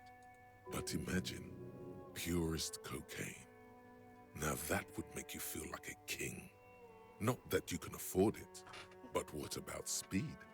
Speed is cheap and good. How should a true king rule? Without fear of offending the sensibilities of the frail and weak-minded among his subjects. This is something the insurgents never understood. Seems like to me a leader should care for his people, for himself. Powerful leaders not afraid to do what must be done, and that's what this country needs. Not sure how I feel about that. You haven't lived as long as I have, son. With age, a man learns certain things about real power, or else ends up a spineless socialist rat, like Gaston here. And the worst part of that, officer, is having to spend your days playing pétanque with an angry snake. The carabinier doesn't reply, but his entire being communicates unbreakable resolve. No one and nothing can change this man's mind. He is as rigid as they come, still in that antique uniform. It's a symbol for him. Right. Fine. I have really how. Yes, that's what you need, Gaston. More padding on that fat arse of yours. I hope your heart gives out. Honey, it's a little pleasures. Life doesn't need to be a struggle. Hello, officer. How might I be of assistance on this fine day? Can I have some of your sandwich? I'm sorry, officer, but I really don't share food. Nothing personal, it's just a principle. The only one you have. Suddenly you realize how hungry you are. The last time you ate must have been... Please, man, can I just have a bite? Believe me, officer, I wish I could help you, but I need this sandwich to keep my blood sugar stable. In my age, you need to pay attention to these things. He's squirming, avoiding your gaze. You can barely hear him. The sweet smell of pickles in harmony with garlic butter and marinated onions emanating from the sandwich is driving your mind in a singular direction. It must be yours. Please, I need the sandwich. You don't understand how much the sandwich means to me. Fuck off! It's mine! He chokes away, really startled by his own reaction. A glimmer of respect flashes in Rene's eyes. Sorry, officer. I'm sorry. I didn't mean it in a bad way. But the sandwich is mine. I'm not gonna share it. And it's gone. When the dissidents come to rape our country, he hides. But try to get a bite of his dear sandwich and he gets claws? We are a special kind of vermin, Gaston. Convince Gaston to relinquish the sandwich. A man so principled about his sandwich calls for a principled approach. Time to get political. I'm already tripping knee-deep in politics, baby. You really do. Now Unleash the fury.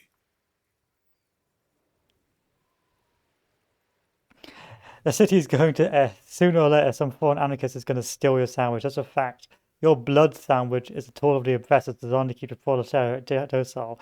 These options seem awfully fascist or communist. What if I don't want to say either of them? Say one of these fascist or communist things, or fuck off.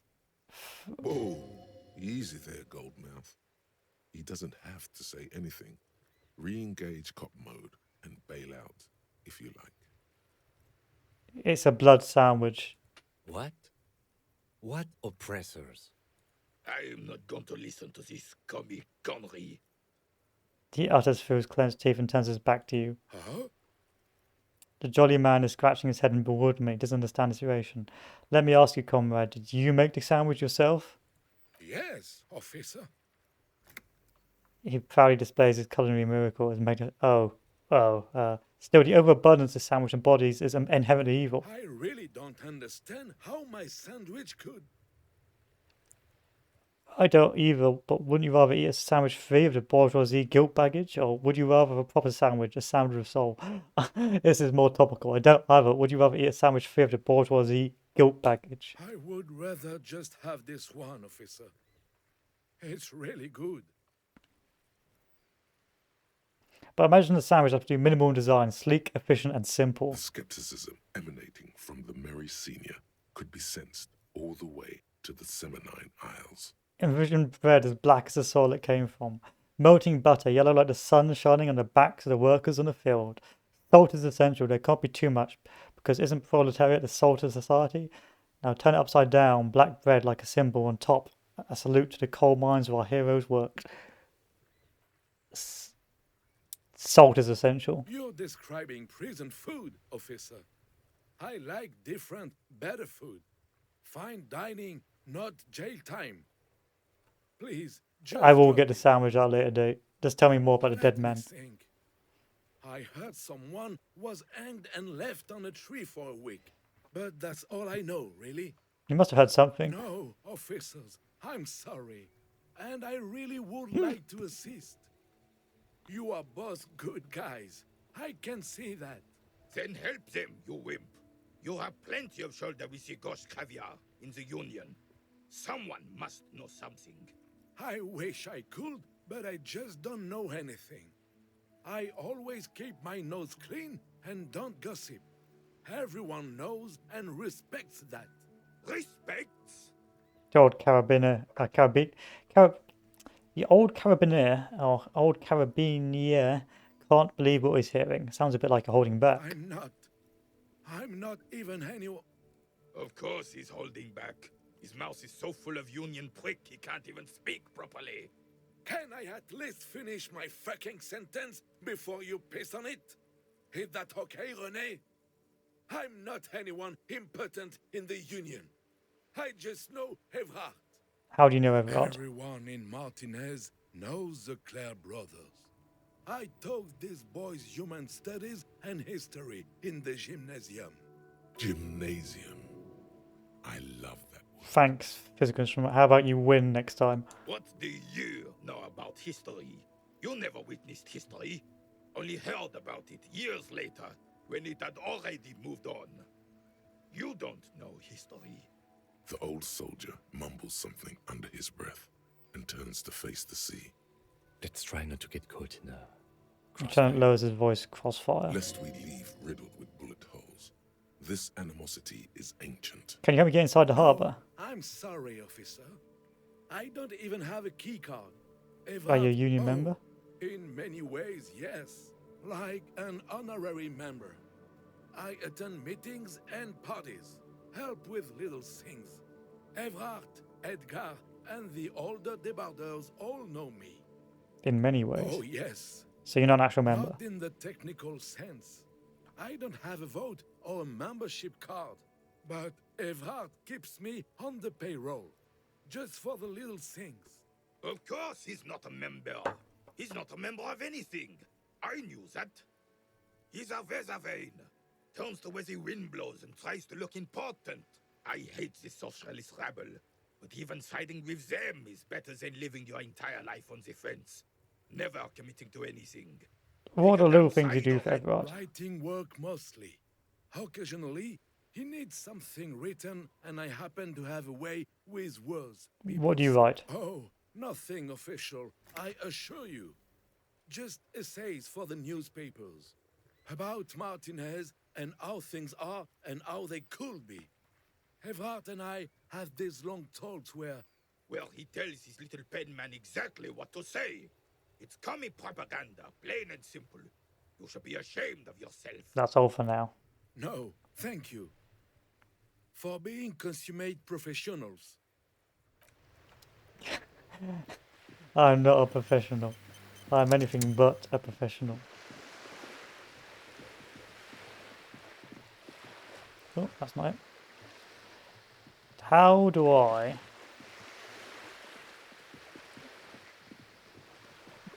progress the case? I've sort of soft-locked myself out for the day. I've got to get more XP.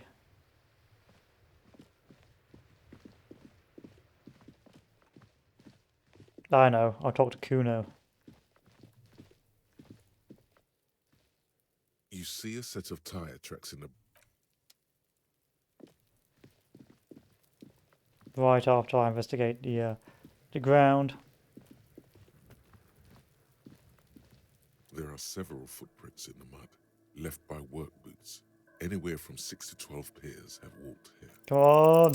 8 pairs of boots have shuffled back and forth in the mud. Where else have we seen a gang of men in work boots? That's right. The Hardy Boys in the mess hall of Whirling in Rags. Go them one by one. Standard work boot. Steel reinforced toes. Number 46. Just like Titus was wearing in his booth. This is the big dick. Titus Hardy. The one with the ball cap on his head. Interesting. Is it? They didn't even bother to change boots. Putting them on the scene is easy. Maybe even too easy. Keep counting. 2. Standard work boot. Steel reinforced toes. Number 44. Either the blonde muscular guy, Glenn, or the young guy with a plectrum around his neck. 3. Hobnailed work boot. Steel reinforced toes. Number 43. The inked banger, perhaps. 4. Standard work boot. Number 45 or 46. Theo, the old smoker. You think you even see a tiny fleck of cigarette ash inside the print. What else? 5. Another standard work boot. Reinforced toes. Number 44. Same as before. Either the musician, Eugene, or the muscle-bound blonde. 6. Light as air. Same make of boot. But number 41. Small like a rat. Shanky.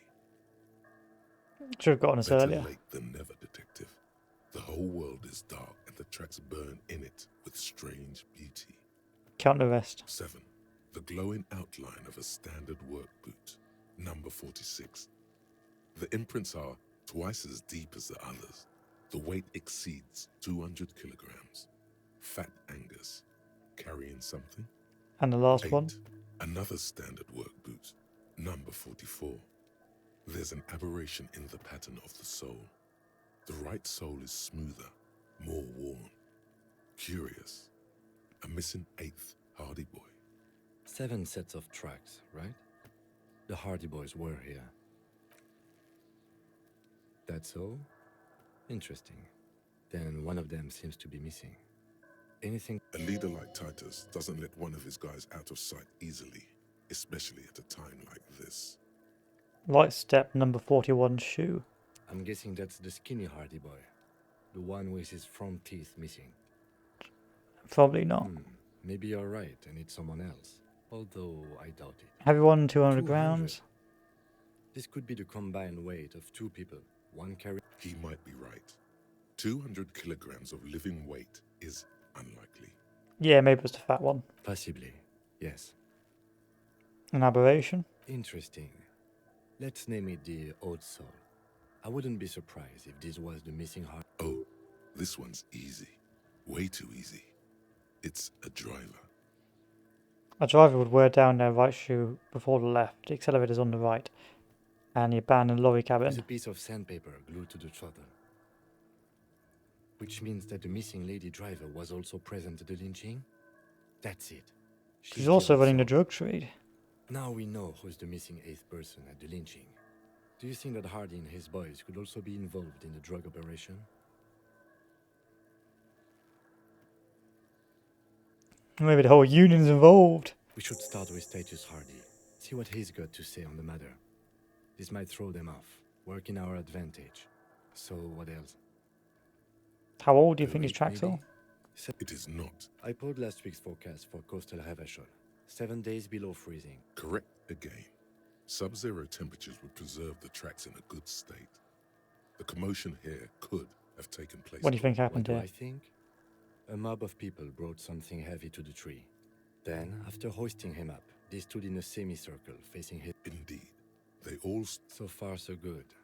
Only one thing... Of course, there were 8 tracks. But... Which one is missing, do you think? I'm going to say it was our old soul. Yes. I doubt... Okay, that's fine. Now, Kuno, do you have any drugs? So you tried to kill Kuno's girl?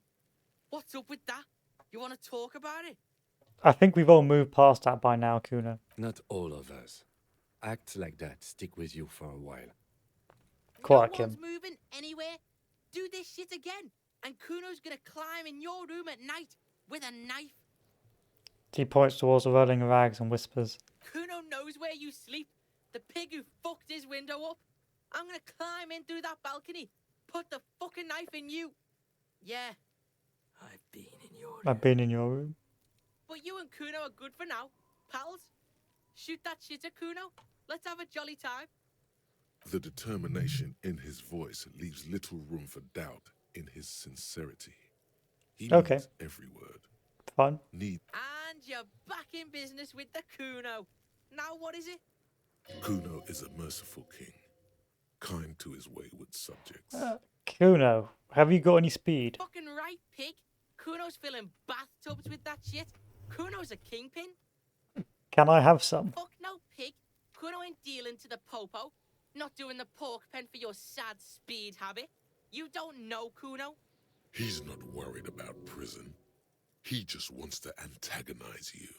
He's got to at least know a source. Look at him.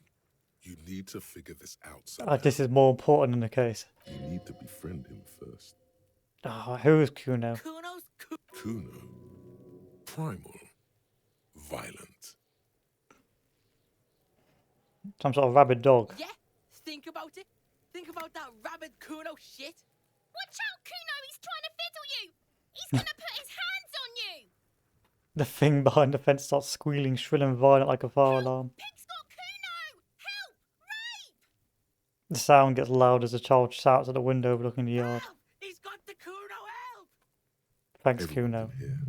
You need to get the hell out of here before. I'm not doing anything. Everybody, please! He's digging his dick out! Please stop, Kuno. Escalate, Kuno! His dick is out! You're afraid! Pigs in here, Kuno! Somebody, please! Shut him down.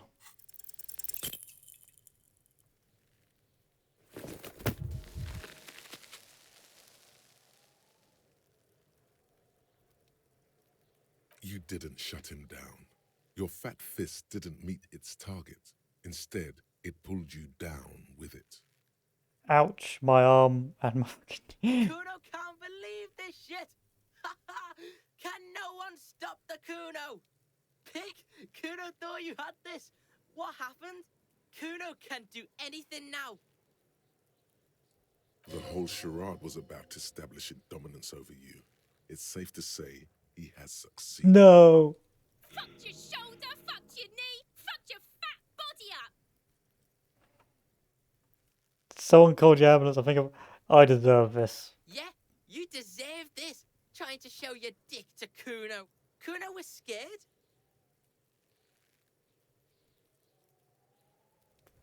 Stop laughing. Yeah, you The creature behind the fence makes it a point to laugh even harder. Kuno made you his fucking... The lieutenant isn't laughing. Kim, please help me. Kim. Kim, why have you forsaken me? I think I hurt Officer, myself. you need to get up. This is turning into a farce. That's what you get if you fuck with the Kuno.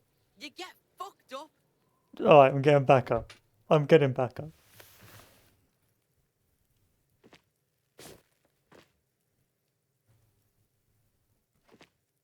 Kuno beat the shit out of the popo. Beat your fucking knee off. The kid is laughing so hard, tears are running down his I face. told you not to tempt such forces. Kim's annoyed. Now, how about we go and do something worth the public? Look, see? It's the fucking... You belittled yourself before the Kuno. Now you must seek his forgiveness. I want to make it with this right, Kuno. I need the speed. Fucking what pig? You're a cool dude. Let's just bury the hatchet. What? I think you broke his brain when you fucked him up, Kuno. You better come up with a way to make Kuno forget you tried to fucking hit him, piggo. Check out this bizarre drug I found. Got you a little set of wheels. Throw him the keys to the abandoned truck. Hold out a pack of cigarettes. Here, have some drugs. No, you don't. No one is checking out anything. Bitches slapping each other, fighting for Kuno's attention. Kuno likes this pole dancing shit, but it's not good enough.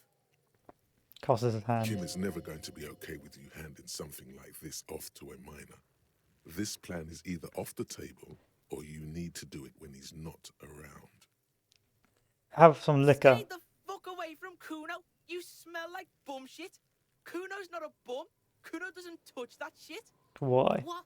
Do you think Kuno's fucking 80 years old? Trying to bring me bum juice? You don't like booze? Just because you get high off that shit doesn't mean Kuno has to fuck himself with that fermented piss and shit mix. Trying to get a 12-year-old hooked on the shit shake? He looks like he can't believe your depravity. Alcohol use has been declining in the under 16 bracket this past decade. Have the keys to this abandoned truck. Are you crazy? Are you crazy? Hey, fucker. Blind fucks are always ruining it for everybody. Kim is never going to be okay with you handing something like this off to a minor. Have some tar? Some cigarettes? Back off, fuck eyes. Kuno is a man. The lieutenant doesn't like this. It may be less destructive to your working relationship to just come back alone later. Kuno's a big boy. Okay, man. Kuno's a man, and men smoke. Just have the cigarettes. I'm not a good cop. Kuno think? Kuno likes that brain boost shit. We're cool now, but don't be pulling this shit on Kuno, or Kuno's gonna have to beat the shit out of you again. I need speed. Fucking right, pig. Kuno's filling bathtubs with that shit. Can I just have a little? No, pig. He's not worried. He's got... You need to befriend him first. Figure out what's wrong with Kuno. He's on your crime scene, bossing you around. And he's been here for some time too. This is where he hangs out. You have to get more out of him. He could be useful. Hey Kuno, if you can turn the Kuno down for a moment, let's talk like normal people. Fuck at the Kuno. Trying to fuck at me. Trying to fuck. Kuno only gets higher. It's faster, faster, faster. Can't take the Kuno. Stay out of the reactor. Kuno gonna fuck you up. Up. Normal is not what we got here. You've got to work with what you... Kuno doesn't... This did not go according to plan. I just made a fool of myself. The man before you is... I can't get this guy down either.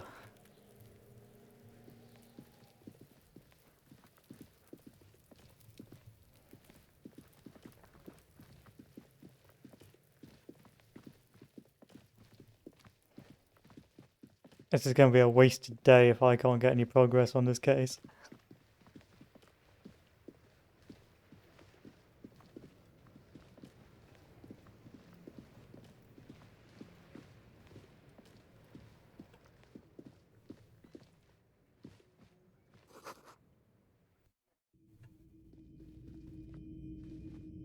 Hello. Sure, let me have a look. I'm not and especially... Your mother is a necrotic object! I'm fun! Anything else you're thinking of selling? Another time back. I need to find a way.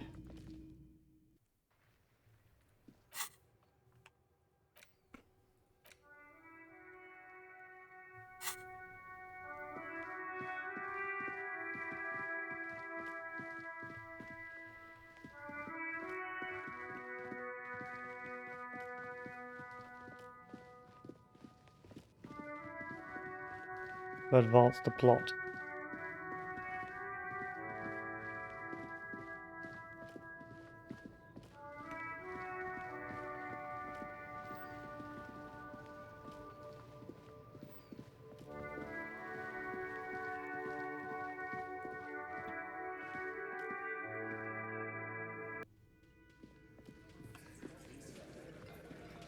Look, the insane police officer is back. He takes a sip of his beer.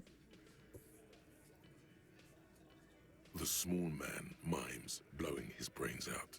You see his rat face contorted in mock despair, his fingers touching his temple. There's laughter in the room. Try not to kill yourself this time. I found 8 sets of footprints, but there's only 7 of you. What are you talking about, madman? There's no 8th Hardy Boy. There's 7 of us, and we're all here.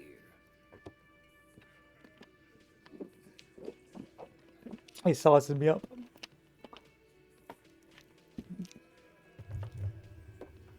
Or what? You want to be the 8th Hardy Boy? We ain't hiring. He shakes his head. Actually, boss, we've been talking and we think she could maybe... This person Glenn wants to hire, he really respects her. She?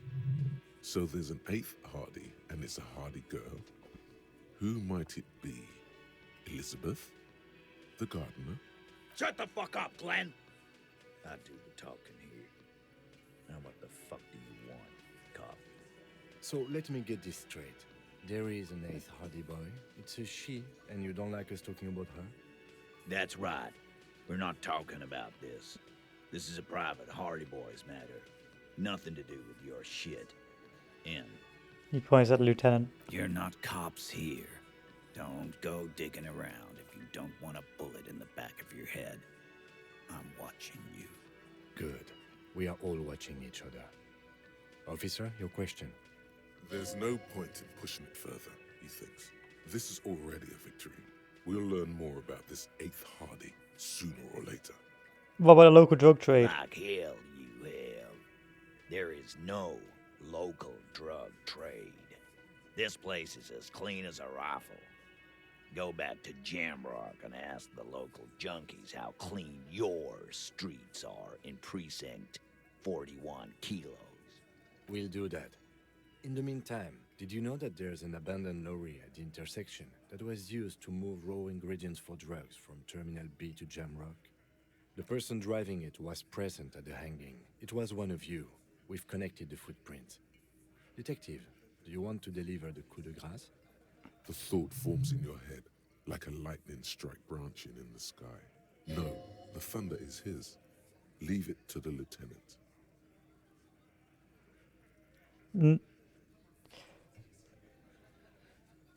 You're right, there's no local drug trade except you. That's a mighty interesting theory.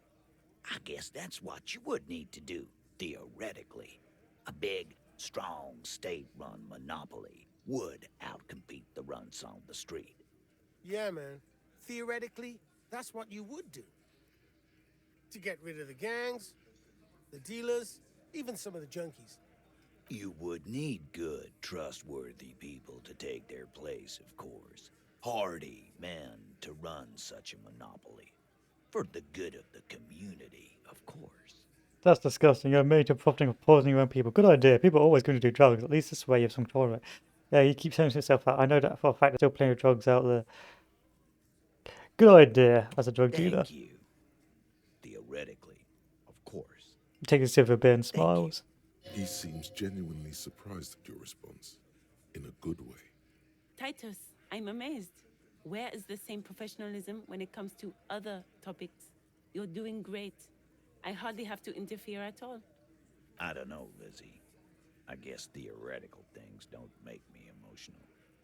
Now, was there anything else? I was... Not quite yet, Mr. Hardy. There were 8 sets of prints on the crime scene. There are only 7 Hardy boys here. The 8th Hardy, the one who's missing, she runs the thing, right? My answer is... fuck off. Mind your own business. There is no 8th Hardy. I run this goddamn scene. I don't believe you. Finally, you got something out of him. This could prove useful in the future. And here we go. Back to the usual. The woman's size. I know! Fatty walked on all 4s. He's so fucking fat he left 2 sets of footprints. Oh, that's a shame. Despite everything, the little man is quick on his feet. Go fuck your mom, Dennis. Thanks. That's more like it, boys. You heard him. It was Angus on all 4s. Anything else you need to know?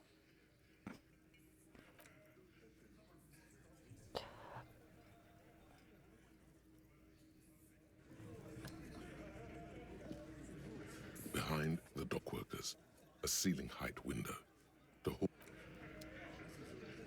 Let's go talk to her. I've got nothing to say to you. Are you a I am Hardy not. girl? You could be, Liz. You could be anything. You could even be a model. Even a mod? Glenn, I went to law school. I am an attorney. He's right. With a face like that, she could be on the cover of Le Debutante International. It's time to hit on the witness. A cold look in her eyes speaks louder than words. She is not amused. Bye. Where's my physical instrument? Again and again. This time we will knock out Measurehead.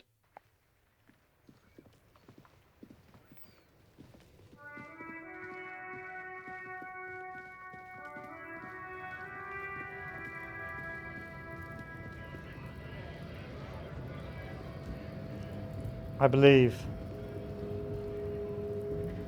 After all this time, I believe.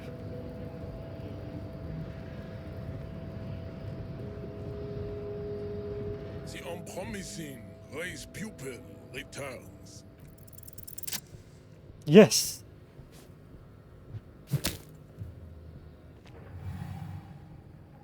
Just like that, instinct took over.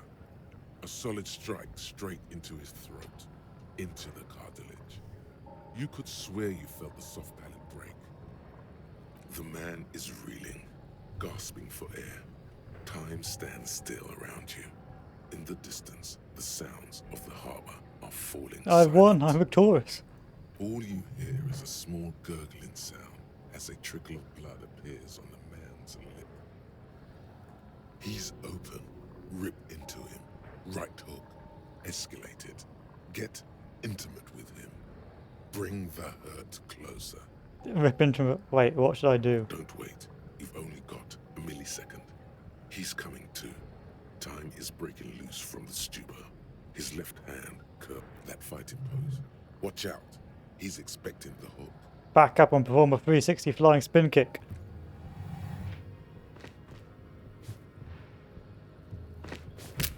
Oh wow, he actually pulled it off.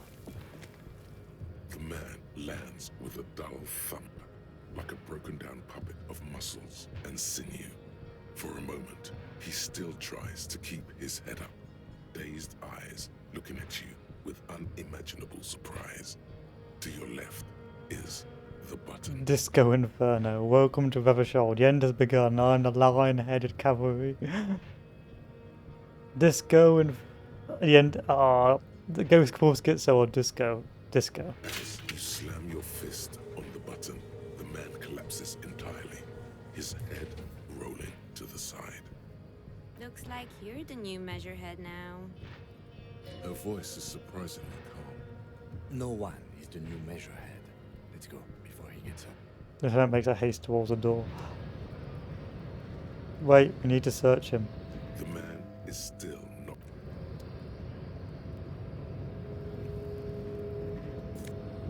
I needed that money. Victory. Success.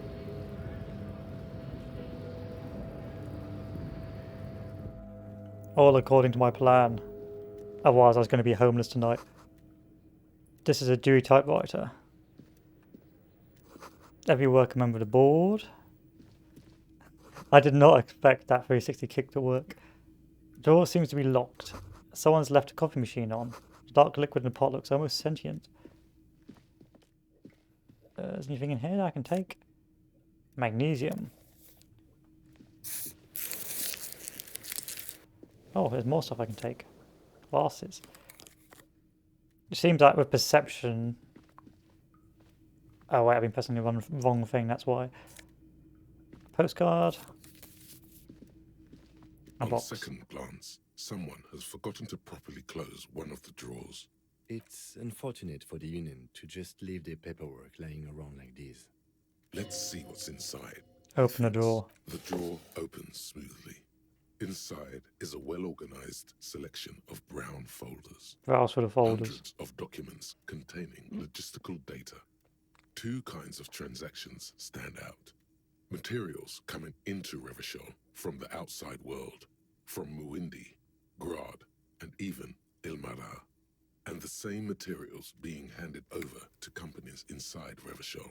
Kuron, Coal City, La Delta, and Jamrock are listed among the many districts where Anything interesting? It's hard to make sense of this thicket of company names, dates, quantities, and percentages. You try to focus, but the lines are getting blurry. We shall try. Whatever's hidden here is hidden well. Concentration isn't enough.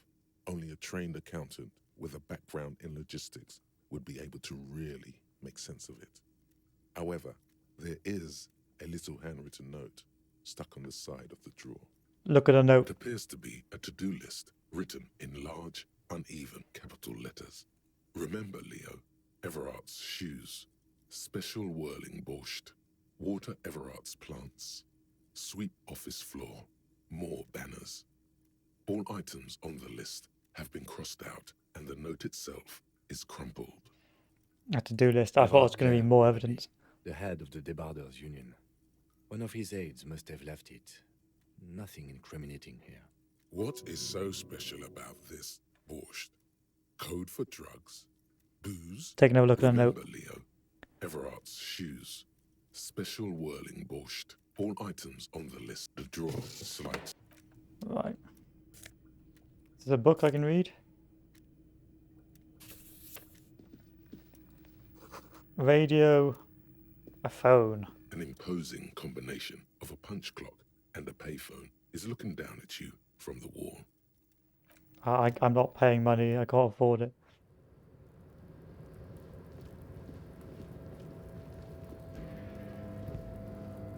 Collecting rainwater.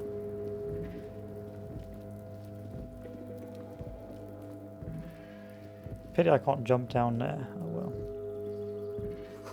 Numerous empty bottles. This may pay for my job. This may pay. I'm gonna need all these bottles. The hobo life and me as well. I need the money. I desperately need the financial stimulus.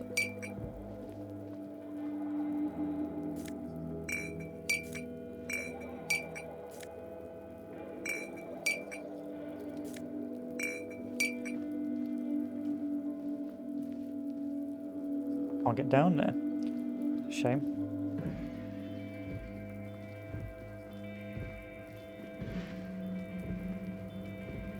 Can go down there if I wanted to. Snow is quietly covering the numerous wine bottles and cigarette butts on the ground. Someone partied really, really hard here. Did I do this? Well, yes, I think we can say with relative confidence that it was you. I must have been on an advanced scouting mission on the harbour. Yes, this looks pretty advanced, all right. For now. This is the night watchman's booth. The name on the door reads, Rene. Let's search the booth. If you must. But please hurry. We are pretty easy to spot up here. Nothing incriminating catches your eye. The cabinets are clean and their sparse contents meticulously organized. There's a framed photograph on the table. Take the picture. It's a black and white photo of a young couple out in a street fair. The man, Rene, is dressed in a Royal Carabinier uniform. The girl is young and very pretty. She is smiling playfully at the camera. Oh, that's nice. Why did you take that picture of Rene? I'm making an artistic photo collage, Kim. Of course you are. What murder investigation would be complete without an arbitrary photo collage? This is the... Kim always doubts my methods. I don't understand why. So far, we are progressing quite significantly in this case. All around of you, there's lots of machines of quiescence. That seems like the right way to go. It's over here.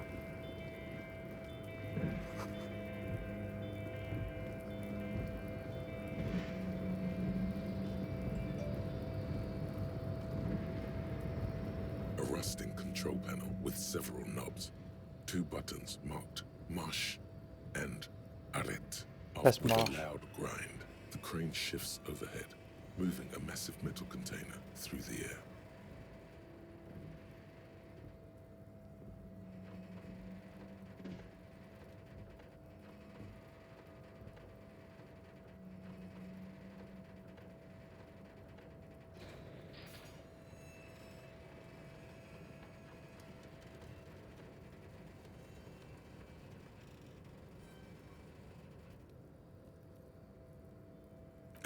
With a surprisingly quiet thunk, the harbour sleeps as the strike rages in the distance. The crane can rest again, now that its purpose has been fulfilled. What do you mean? Moving this container, of course. For this purpose it was built. For this purpose it has acted. And now it will rest. I can't see how that was worth the wreckers, except for seeing the crane in action, which I admit was satisfying. Press a red. The crane does not return to its original.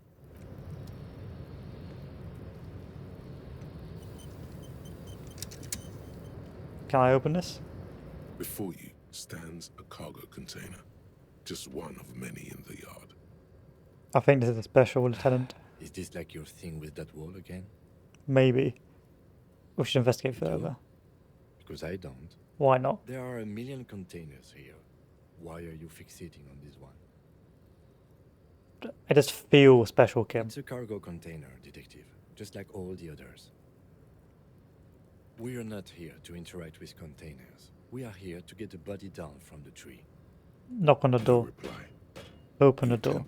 To turn the handle, to know to your left, the lieutenant considers your actions with some puzzlement.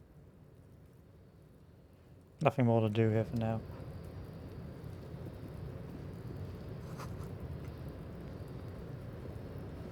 What's this?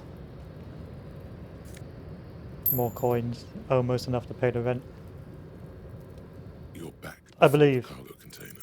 Why are you even trying to open a door with rhetoric? Because getting physical wasn't an option. Because what wasn't an option? Using my body over my wits. Now is not the time to get philosophical, Detective. You can do that after hours. Alright, I need to use my higher IQ rhetoric to open that.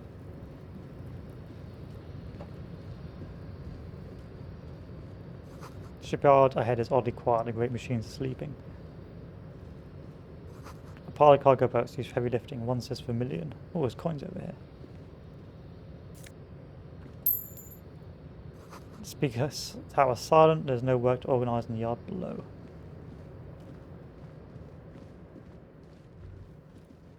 The musk of oil and rust comes from the chasm in front of you, smells like blood. And there is a set of gloves. And there's more money. Industrial sized thermos, smells like burnt coffee. The banner sags under the weight of the rain and snow, white raves on red. Hello. Container, container, I'll turn you nice and red. Container, container, put the logos on. Container, container, used to be Wild Pines. Container, container, now belongs to Everard. Right. The tiny man is so engaged in work he didn't notice you. Hello. Everard, he looks after everyone. Huh? Well, hey there. How can I help you, mister? I see you are not a union man, mister. Did you get lost? You're not one of them scabs, are you? What is with you people in scabs? I mean, I don't personally mind. Folks is just folks, you know, and folks gotta eat. Doesn't seem to be waiting for you to answer. Just some of the other guys don't look too kindly on the scabbing kind, if you know what I mean, mister. What's in the container over there? Oh, that one. That should be empty as far as I know. Lots of containers here have nothing in them. They're just waiting to be loaded. Okay. Are you Leo, who wrote the note to make more banners? Oh, yes. I leave all kinds of notes for myself. That old head of mine ain't so good at keeping things in no more. I almost forgot about the borscht. What's that about the borscht? Oh, yes. I've been taking special whirling borscht to the men every day since the strike started. The little guy chuckles merrily. It's very, very good. Makes a man feel so warm and happy. I feel like I could take on Mr. Renadan's boar dogs every time the lunch is done. Right. Power borscht, huh? Never heard of a borscht that turns little guys into dogfighters. Alcohol, however. What do you mean by taking this soup to the men? Is it for striking? Yes. I'm taking it to them. The borscht keeps them happy and in fighting spirits. Makes you all warm inside. They brew it in the whirling in rags. Who makes it? Oh, the whirling's cook. He makes it. Them is always talking with Mr. Manana in that weird language and laughing together. He doesn't speak what we speak. He's from Grad. Looks like the borscht has sparked. I'm going to look into this. Oh, sure, mister. Sure. You do that. Yes, sir. He didn't actually understand what you meant, and now he's just nodding along. I'm looking for the leader. Oh, you want Mr. Everett then? He's an awfully nice fellow, he is. Him and his brother are both nice fellows. They've lived their entire lives in this here neighborhood. He coughs and continues immediately. Guys like Mr. Everett and Mr. Edgar, his brother, are real good guys. Made Martinez what it is today. Mr. Everett and Mr. Edgar and I went to the same school we did when we were boys. Easy now, I just Mr. want to know Everett is where he he is. always is. In his office, of course. Right. Bye-bye now. It's time to talk to Mr. Everett, the man we've been waiting to talk to.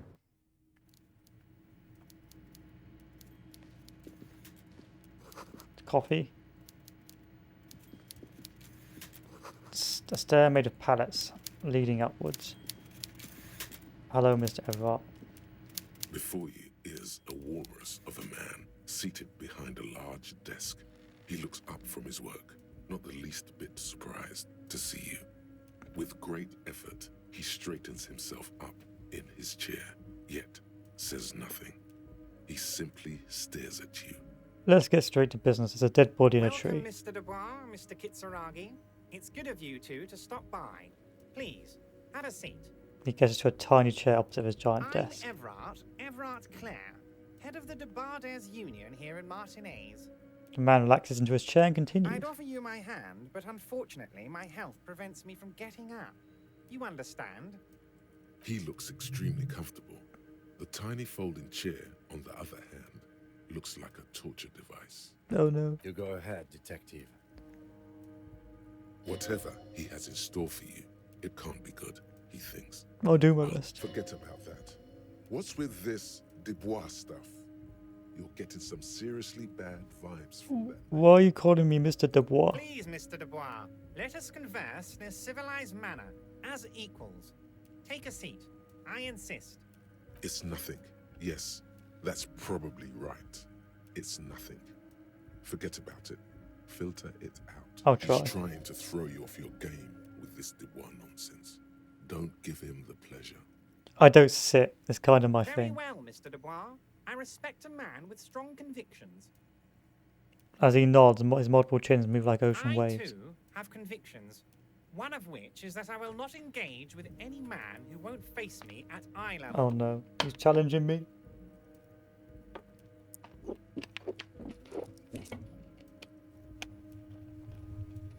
You're challenging me? Should you find yourself more amenable in the future, I'd gladly resume our conversation. But until then, I'm afraid I must ask you to leave. He turns back to his You're typewriter. no Titan of Felician, buddy. He's got you in a fork. Sit down or leave. I'll take a seat. Excellent, Mr. Dubois. I can see that you're a reasonable man, and reasonable men can be of great use to one another. He gives you a sly wink. Try to wink back. So tell me, how can the head of the Debarders Union help a representative of the Revachol Citizens Militia today? The chair you're sitting on has got to be the most uncomfortable chair in the world. It's violating your backside. Oh, by the way, I heard you got a rather rude reception from a certain Lawrence Gart. Some people have no manners, it pains me to say. This should take care of that nonsense.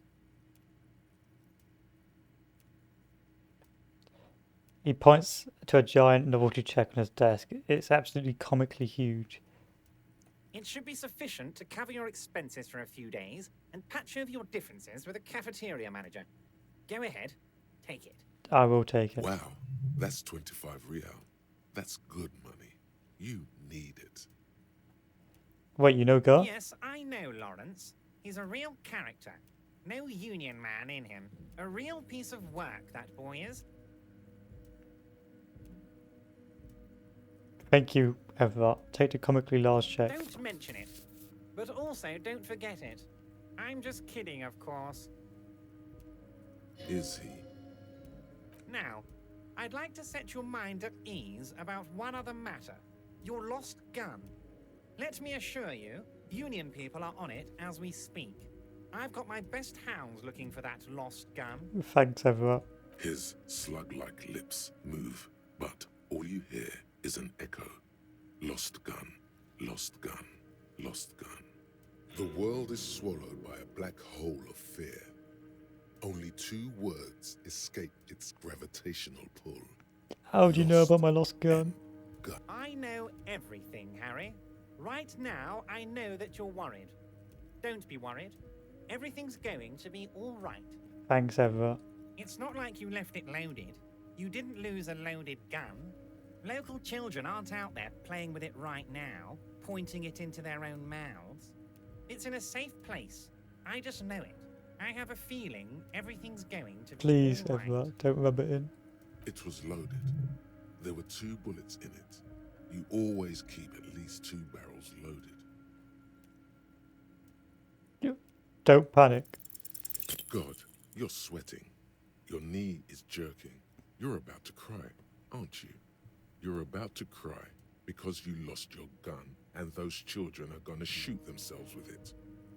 I'm not about to cry. Mr. Dubois, you don't look so good. What is this, Mr. Dubois? He keeps repeating. What is he trying to pull here? You need to cool the fuck down. Chill. Mr. Dubois! Mr. Dubois! Harry! Keep sliding down the chair like Jello. No, Harry. Let your mind go to a safe place. Mr. Dubois, are you okay? Can I get you a glass of water or something? Are you having some kind of medical emergency? Maybe you could use your hands somehow, in a kind of throw-in motion, like you're throwing that Mr. Dubois act right back at him. He's Mr. Dubois. No, I'm as good as it gets, Mr. Dubois. Vaguely guessed of your hands above your head. Don't be dramatic. I can see your condition isn't terminal. What an odd demonstration of... you got me, Harry. I don't even know what. As entertaining as it was, I'm afraid we're wasting our time. And I'm an extremely busy man, as I'm sure you are too. Okay, enough. We are here to ask you some questions pertaining to a murder investigation. Quick, here's your window. Get yourself together and ask him questions. Police officer questions.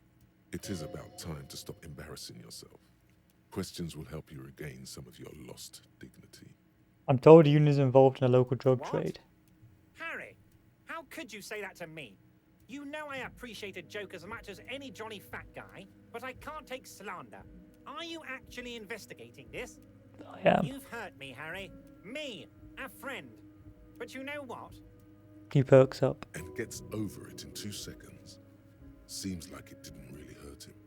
I trust you, like I trust all my friends. And I know you'll never talk to me about this again, because you don't want to wound me. So do what you want, and let's change the subject. Thank you for your understanding. We will continue to do what we must. You too, Lieutenant. You know, I like you, but you never were my favorite. I'm a Harry guy. I'm Team Harry. Thank you, Eva. None taken. Did we have anything else to do here, Harry? I've just finished investigating the local drug trade. Yes, your side investigation. Thank you. You've got some spirit clearing up phony drug accusations alongside this murder. I'll talk to the mayor and see if I can get you the key to the city, Harry. Now let's talk real business. Aren't you going to ask me how I got in? Am I going to ask? Hell, Harry. You spin-kicked my strongest man in the face. I saw it from my window. He did beat me up like 3 times. Would you ask a man like that how he got into your container yard? I understand. I am a terrifying death machine. Don't worry, Harry. Between you and me, I'm not a huge fan of his race thing, but the Union did not get where we are today by frowning on eccentricity. Anyway, I assure you, I am a very well-informed man. Information reaches me before I even get the chance to request it. Could you help me get a dead body down from a tree? You might have noticed there's one hanging on a tree behind the hostel cafeteria. Oh my. Don't take this question personally, but why would I get involved in this matter? Mr. Clare, the man was hanged with a cargo belt. A steel-reinforced cargo belt. It's safe to assume the Union had something to do with the murder. Besides, getting the body down would benefit all of us.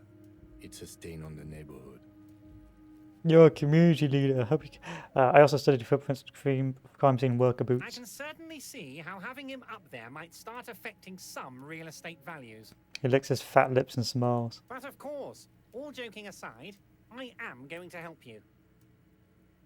He picks up the handset of a radio phone to his right and clicks a button. Jean-Luc, the cop who bested you in physical combat is here, and he has a little dead body in a tree problem. Namely, he needs it to be taken down. Please extend him this courtesy. You can find Jean-Luc down at the gates, but you already knew that. Anyway, he's going to help you. What about my gun? Yes, your lost gun. My best men are on it. They're turning every stone, searching every playground, asking kids, grandmas, everyone. Your gun will be found, Harry. Let me assure you of that. It's just a matter of time and effort. The only way to find it seems to be working with him. He might even be holding your gun hostage. But my gun may have been bought from Roy's pawn shop. Have you men factored that in? Yes. Thank you for the hot tip regarding your lost gun, Harry. My men have indeed factored in that you pawned it. Thanks, Now, Eva. please, let the professionals do their job. Kick back, Harry, relax. I have great guys on this. You focus on what's important. Building our relationship for the good of Martinez. Indeed.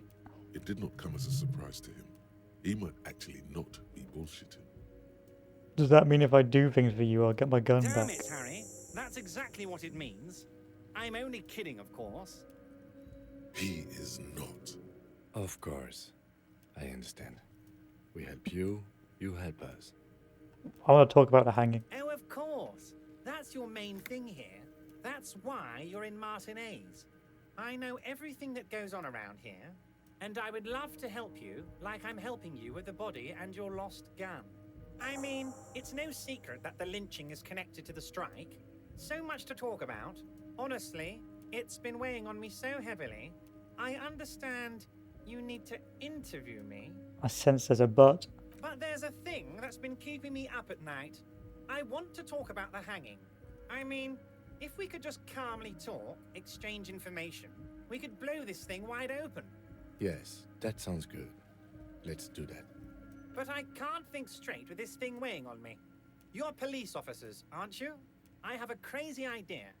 You guys are basically door-opening machines, incredibly talented at opening doors.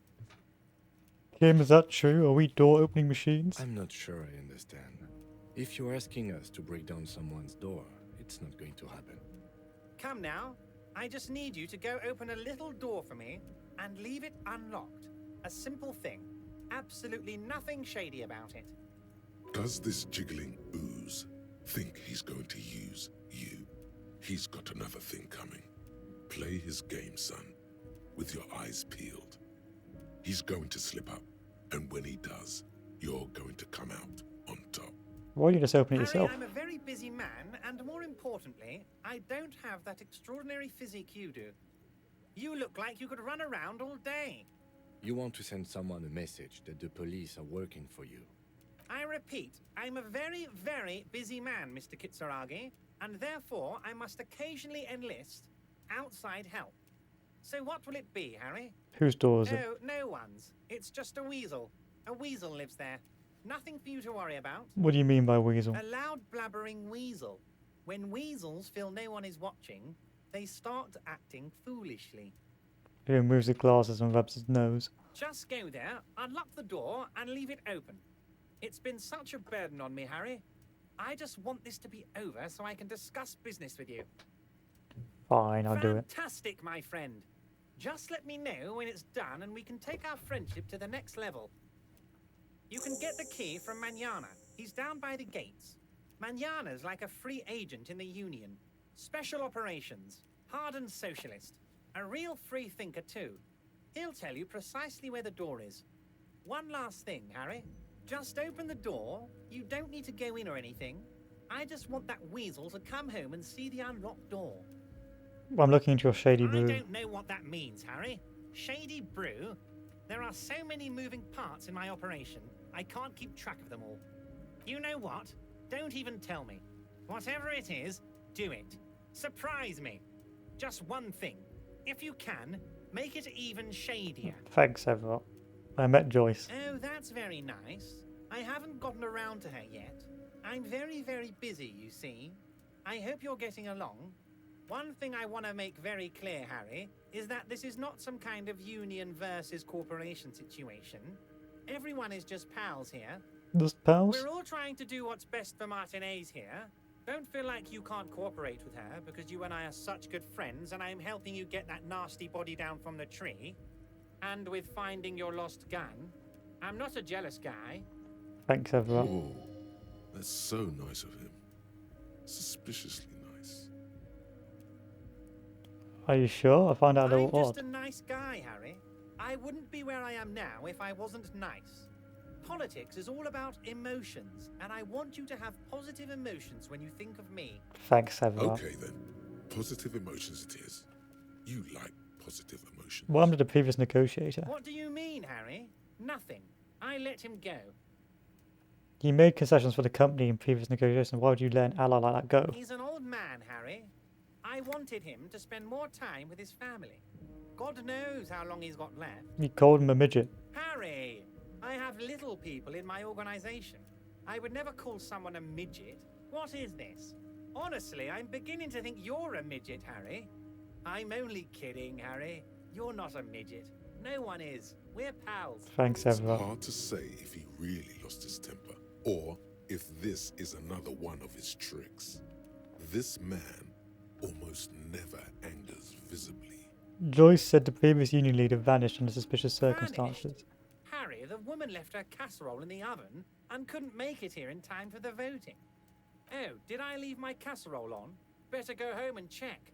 The election can wait. When she got back, the whole thing was over. I don't believe that. Joyce seems to think the union is lowballing her. Yes, yes. Low balling, of course.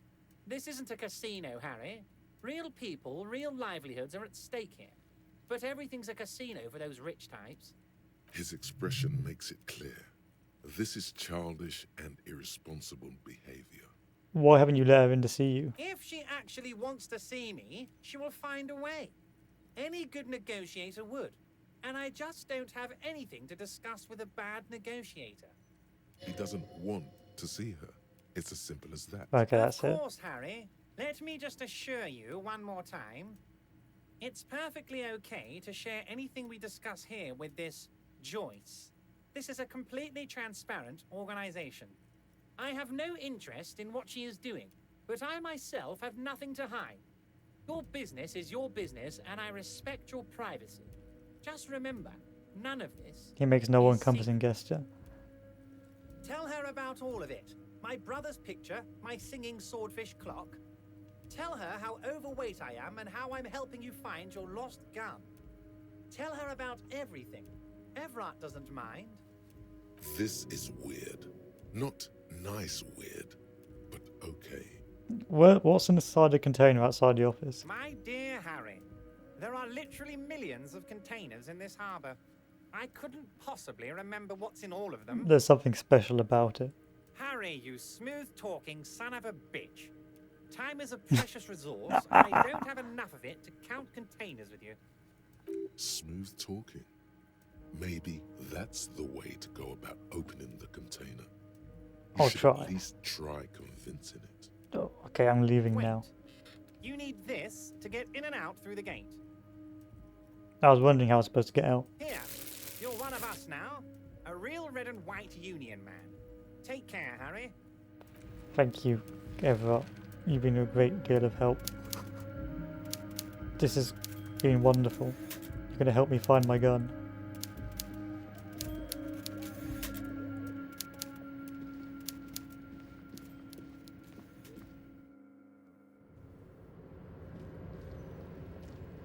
He seems like such a nice guy as well.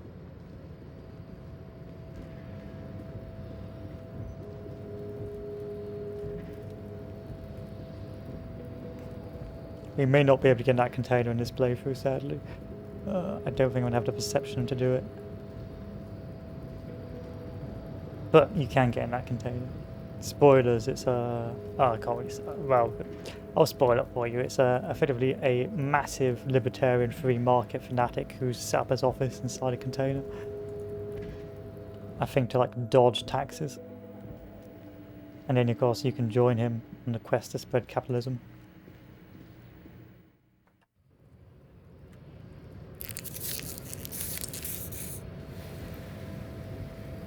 It's time to talk.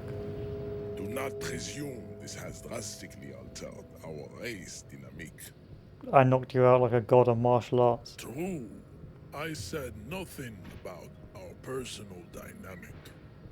That has altered. A little. He means very little. Help me get the body down from the tree. So it was.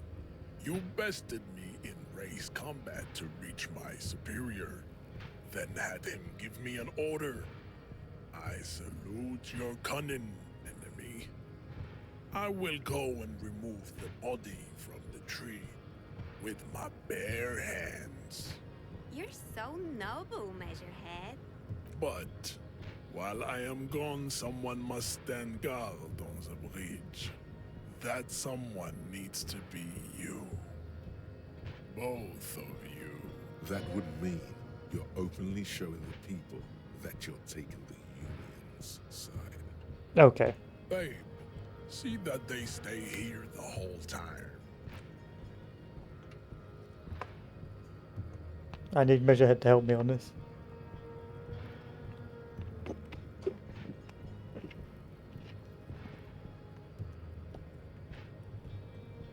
The woman's gaze follows Measurehead as he leaves. So, you guys are like cops or something? Yeah, with a law around here. Cool. I like men with guns and power. I'm Katya, by the way. The woman twirls her hair. You hear that? That sound. He's breaking something. Yeah, Jean-Luc must be really tearing it up over there. I wish I could see it. I also wish I could see it. Cockatoo! RCM rent-a-cops! Guarding that bridge like Everett's lapdogs! Is this where it's at now? The RCM is for sale! Spoken by a mercenary pretending to be a worker. Yes, I am an unbelievably corrupt cop. I am corrupt every opportunity I get. A shrill laughter interrupts you, echoing across Martinez. It's Kuno. Then the man turns to look behind him at the behemoth appearing around the corner, approaching him, walking past him.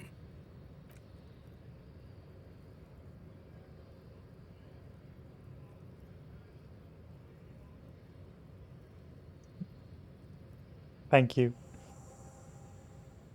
The corpse has been removed from the tree. Stand down and congratulate yourself. You have sided with Ray's victory today. I haven't picked a side. What you had to do was to become a Union man for all to see.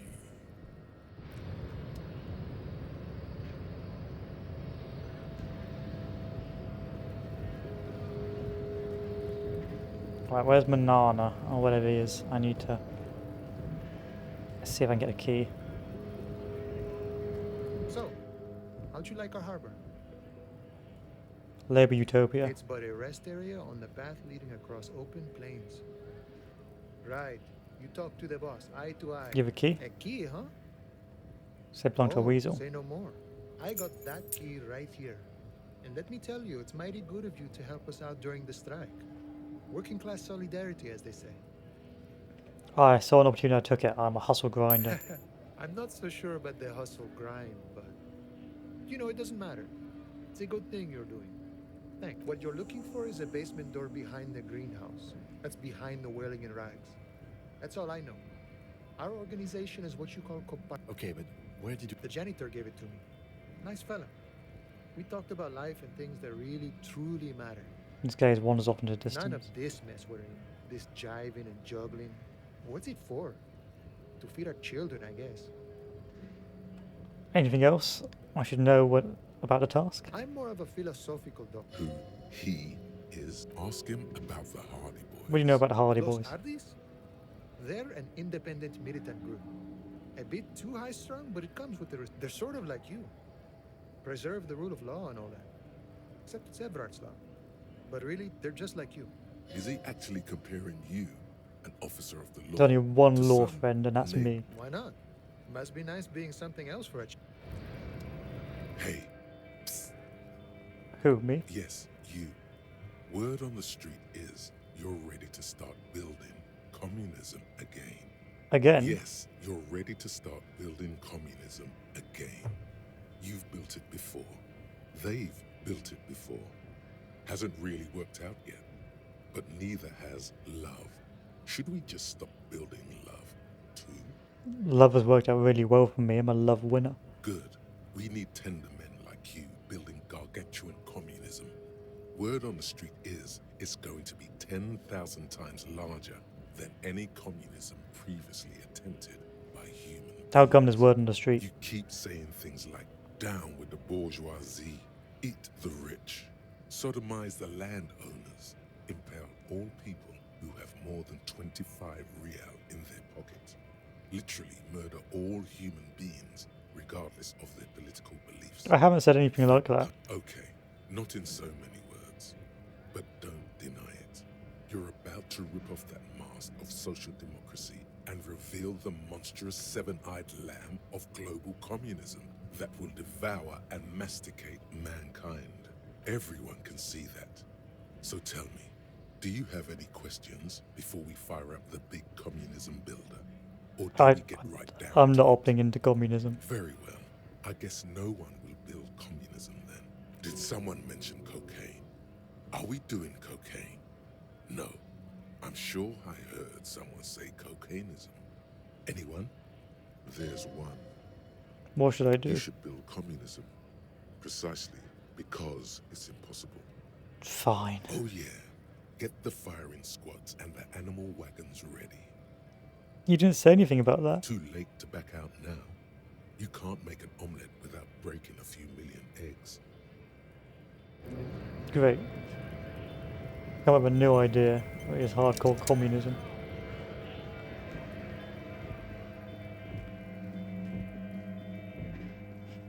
Why have I become a tax evading communist? It doesn't make any sense.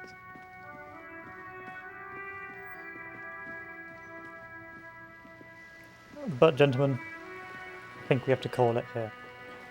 Sadly I couldn't get finished for the whole day, but I've got work in the morning, so I've got to be up and at 'em for next week.